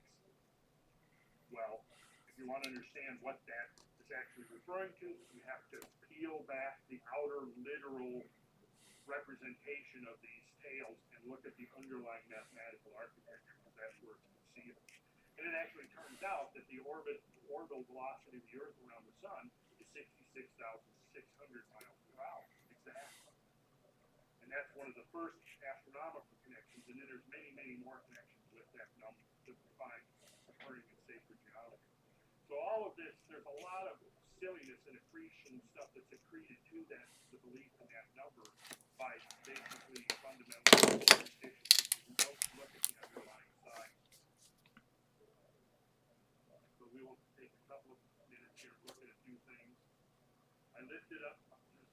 Old Testament Zechariah, I lifted up mine eyes again and looked. Behold, a man with a measuring line in his hand. Then said I, Whither goest thou? He said unto me, To measure Jerusalem, to see what is the breadth thereof and what is the length thereof. Old Testament prophet Zechariah. So here was the beginning of his prophetic experience, his prophetic vision, as he sees this man who's got a measuring line in his hand. And he says he's going to go measure the holy city. And when he does see, then what's the revelation that follows? The revelation is the sacred geometry that composes that is the basis of the architecture of the holy city. So the whole revelation is really, it's a geometric revelation. Again, from the book of Revelations, and I looked, and lo, a lamb stood on the Mount of Zion, which to anybody who's versed knows that that's a reference to the sign of Aries, the lamb. And with him 144,000, which is this number right here, having his father's name written in their foreheads. What does that mean? Well, it means that somebody who studies sacred geometry, eventually, you've got these numbers as such an integral part of your consciousness in your forehead, in your frontal lobe, your waking consciousness, that these numbers literally become a part of the way you experience reality and experience the world, because the numbers are all around us in the world. It gives a shape to the world. It defines the periods of time that governs the cycles of our life. And I heard a voice from heaven as the voice of many waters and as the voice of a great thunder. And I heard the voice of harpers harping with their harps. And they sung, as it were, a new song before the throne and before the four beasts. What are the four beasts? The bull, the lion, the eagle, and the man. Divides the cosmic wheel into periods of 6,480 years, which I certainly should add, because that's an important number. So there's a veiled reference to that cycle of time, 6,480. And no man could learn that song but the 144,000 which were redeemed from the earth. Now, when you get into Kabbalistic study, you can go to the English translation to kind of see Here's kind of a closer look at these tentacles on the Infinity Gauntlets. We're getting there. And I'm not going to get too much into that, but the word redeemed is actually a very interesting word. It's talking about the redeemed of the earth, 144,000. We discovered that the word was agorazo. From agora, it means to go to market. So basically what it's saying is that those who achieve salvation at the day of judgment are those who go out and go shopping. Well, didn't that what George Bush told us to do after the see? With George Bush, he had his thumb on the pulse of it. But actually, see, why does what's the connection with going to market? Well, as a place, probably the town square, that should be the first one, the square. See, there's your geometry. As a place of public resort, by implication, market of thoroughfare. So the idea first is the idea of a square, because the marketplace would be built around a square, a literal square. So it became associated with the idea of people gathering within this square. It comes from, well, agorazo comes from, see here, so to go to market, by implication to purchase, especially to redeem. And it comes from this root, agora, which is related to this, aguero, the idea of collecting one's faculties. It's the idea of collecting within the square, right? Well, let's think now about, metaphorically, collecting one's faculties, but also to waken or to arouse, literally from sleep, from sitting or lying, from disease or death, or figuratively from obscurity or ruin. It means to awake, to lift up, to raise up, to rear up. So see, all of these ideas are what you're led to once you start going into the original Kabbalistic meanings of the language. So what starts out like go shopping, go to the market, means going to the town square. It means the gathering within this square. So here's the link with your geometry. But then one of the words that we look at when we study the Kabbalistic study of words is we look at the original roots, but then we actually look at how did they bifurcate and how did they lead, because you can follow the evolutionary paths of language to get back to what some of the original meanings actually were, to try to get to what the authors of these sacred writings were really trying to get to. Because you've got to remember that all of these sacred writings have gone through multiple layers of translation by people who may or may not have understood the original doctrines that were concealed in there symbolically and mathematically. Also from the book of the reference to the new song is very interesting because, and I would defer later to Jeremy on this, who's been studying the sacred geometry of music, but there is a Phrygian mode of representing the octave that goes from 432 cycles per second to 864 cycles per second. So the reference to singing a new song suggests to me that possibly we're talking about a change in frequency involving life here on Earth, and that those who change their consciousness accordingly will be in harmony with the changing frequencies. And I believe that that's one of the core teachings of this, is that as Earth goes through its evolutionary journey through the galaxy, through varying geometric relationships with the astronomical universe, what is happening is that the frequencies impinging upon the Earth are constantly going through an evolution as well. And part of understanding ancient secrets or methods of the master builders of old was utilizing the sacred geometry and the geodetic knowledge to create structures that resonated with the Earth, because they were harmonically attuned to the Earth. I think that's part of what's going on, trying to understand the sacred science behind structures like the Parthenon and the Great Pyramid, and many of the other temples, is this science of harmony, of the science of resonance, and creating structures that vibrated according to certain frequencies, and those frequencies would be attuned to the slowly changing frequencies of the Earth itself as it goes on its cosmic journey through the universe. I saw a new heaven and a new earth, for the first heaven and the first earth were passed away, and I, John, saw the holy city, the new Jerusalem. Jerusalem is the 864, right? 864, that's the Jerusalem. Coming down from God out of heaven, prepared as a bride adorned for her husband. And there came unto me one of the seven angels, saying, Come hither, I will show thee the bride, the Lamb's wife. And he carried me away in the spirit to a great and high mountain, and showed me that great city, the holy Jerusalem, descending out of heaven from God, having the glory of God, and her light was like unto a stone most precious.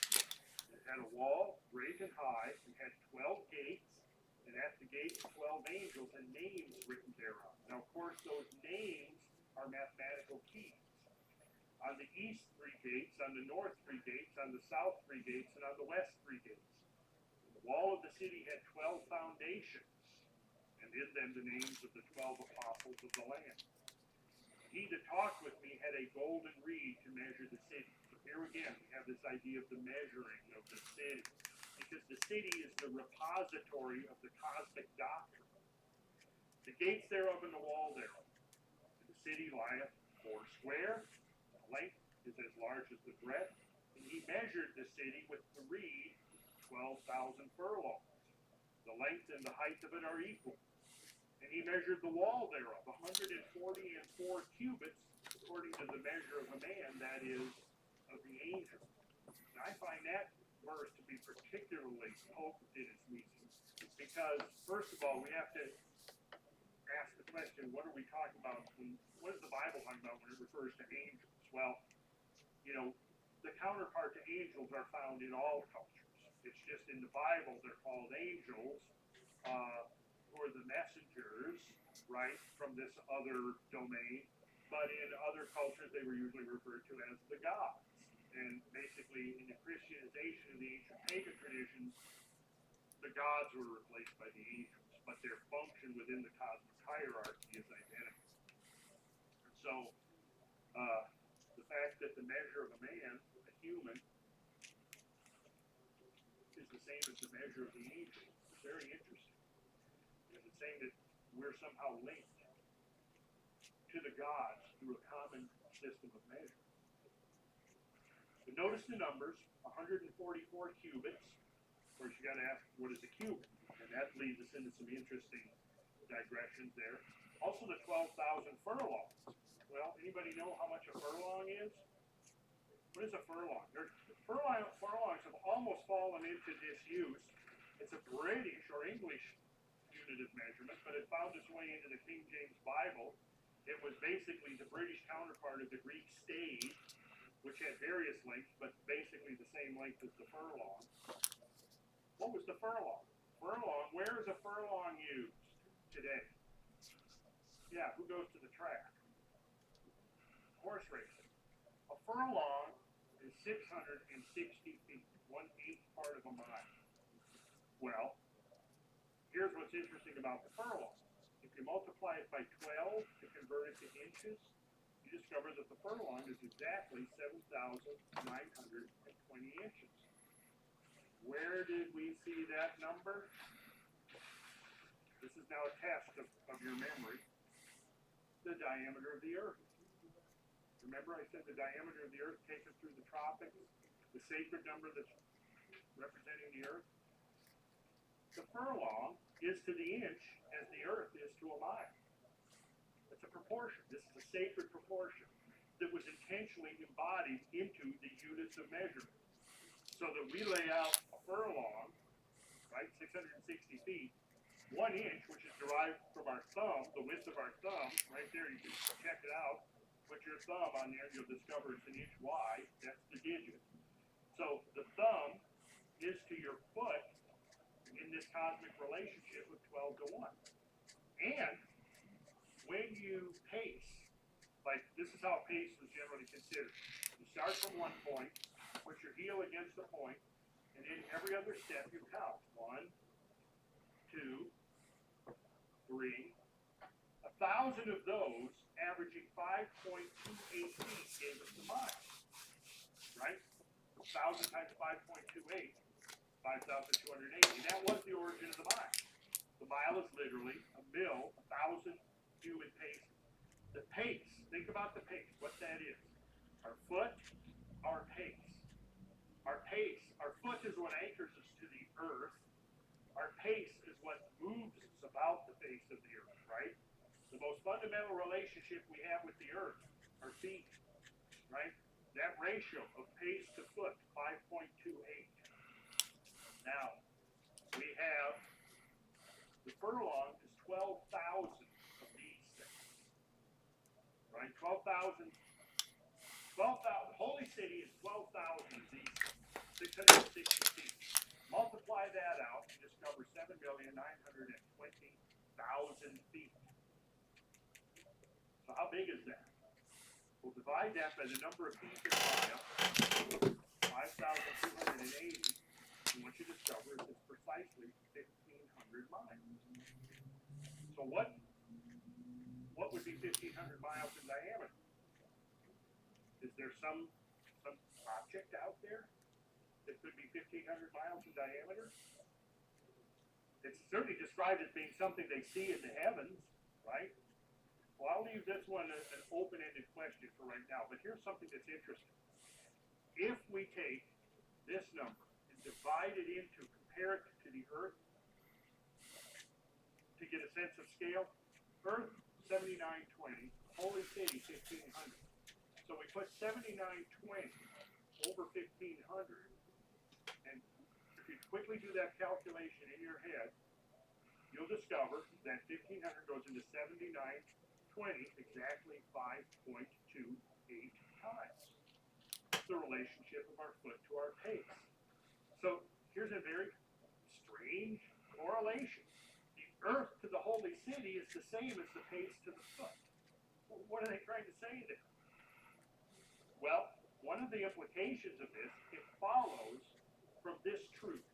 The truth is that we humans are ultimately designed according to the cosmic measure. We were created in the image of God, right? And God is the ultimate cosmic measure. And we, being created in the image of God, embody the cosmic measures. So when Protagoras said man is the measure of all things, what he was implying is that we are the ultimate yardstick for the cosmos. In fact, when one looks at the scale of phenomena, from the human up to the largest macro scale that we know of, and from the human down to the smallest micro scale we know of, where are we within that hierarchy? Right smack in the middle. So there's as much above us as there is below us. There's as much greater than us as there is lesser than us.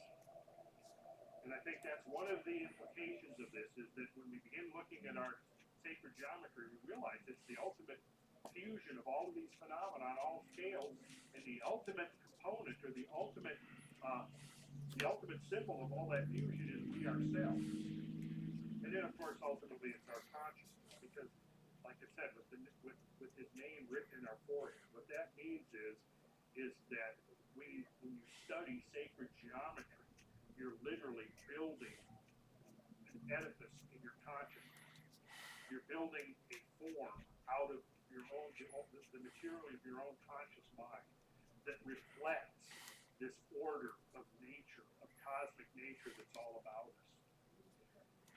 And that's the power, and why study of sacred geometry can ultimately be a key to accessing lots of other things like the Kabbalah and alchemy and Hermetic wisdom, the Gnostic traditions, and the traditions of the Vedas and so forth.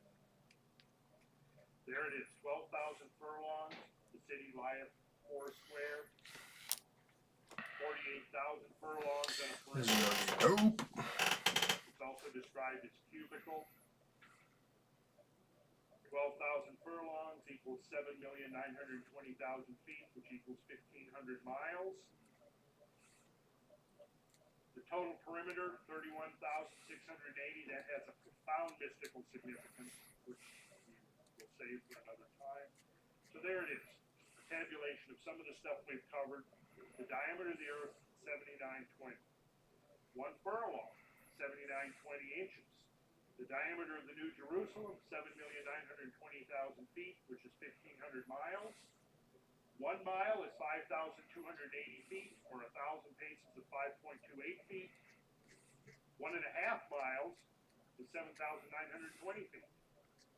And here's the pace to the foot, equals the earth to the holy city, which equals 7,920 to 1,500. There's that magic ratio of 5.28 that links the earth to this other cosmic entity, for now going unnamed, that relates to our own scale exactly as our pace does to our foot.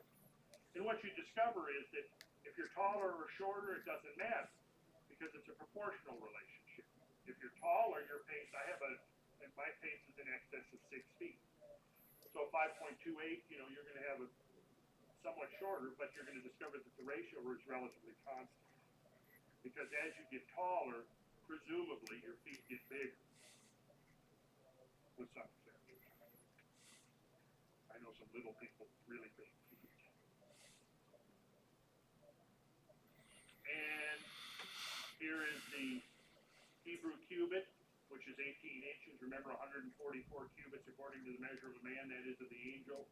We have the Egyptian royal cubit of 1.727 feet. The wall of the city was 144 cubits. If we take the 144 cubits that are the Hebrew cubits, it's 216 feet, or 2,592 inches. Add 1 0 on the end of that, and we have the great year cycle, 25,920 years. If we express it instead in Egyptian cubits, which may have been the original intent, if not implying that either cubit was legitimate, 144 Egyptian royal cubits, from 144 times 1.727, 248.814. Move the decimal over 2 points, you got 24,881.4. Call that miles, and there's the circumference of the earth. 24,881 miles. So there's all kinds of information embedded in here, but you've got to have the key to begin to unlock it. Okay, and then also notice that the moon, 2,160 miles, or 17,280 furlongs, we set the diameter of the moon to the diameter of the holy city. There's our 1.44 ratio. So what we have here is this redundancy over and over again. We have These same numbers recurring over and over again, the measure of time and space, both in absolute dimensions but also in the proportional relationships that result from comparing these various entities of time and space. As we've learned now, the diameter of the moon is 2160 miles, the diameter of the sun is 864,000, and it turns out, if you take the diameter of the sun and multiply it by this number right here, it gives us the distance between the Earth and the sun. And if we take the diameter of the moon, which is 2160, multiply it by the same factor of 108, we discover that we now have the Earth-Moon distance. So it's this 108 factor, this 108 spacing, this proportional relationship. We can express it this way. Solar distance to solar diameter equals lunar distance to lunar diameter, and the value of that proportion is the sacred number 108. As we see embodied right here in Bache of Cambodia from the 12th century with its 108 towers. And there are many examples of how these numbers were incorporated into the fabric of sacred architecture. That there has been some kind of a universal system at use in the ancient world. And these various cultural groups, whether it was the Egyptians or Sumerians or Mayans or the Hopewellians or the megalithic builders, had access to some universal system from some source that was outside their own cultural context. And I suggest that the source of that goes back into deep time, that takes us back beyond the threshold of known history into the realm of mythical history, which means we're going back like into the Ice Age, back into the Pleistocene, to use the geologist term, back into the deep recesses of the human tenure on planet Earth, whose only memory has come down to us not in the form of recorded history, but in the form of an epic story and legend and so forth. Because as it turns out, if we, and this again is a good topic for a sacred geometry class, when we analyze Plato's description of Atlantis, Plato basically gave the date of the sinking of Atlantis as 9,000 years prior to Solon, that the Egyptian, the Athenian poet and statesman Solon did a 10-year exile in Egypt, and it was Solon that brought back the tale of Atlantis and presented it to the Greeks. And Solon basically made that journey around 600 BC. So if you add the 9,000 years to the 600 BC, we come up with a date of about 11,600 years ago for Plato's date for the demise of Atlantis.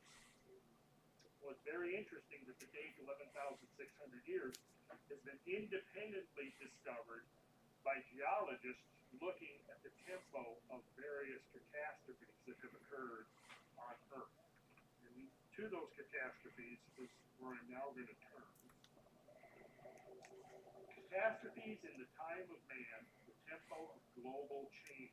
What I've done here is I've put a time bar that goes from the present, right here. This is us now.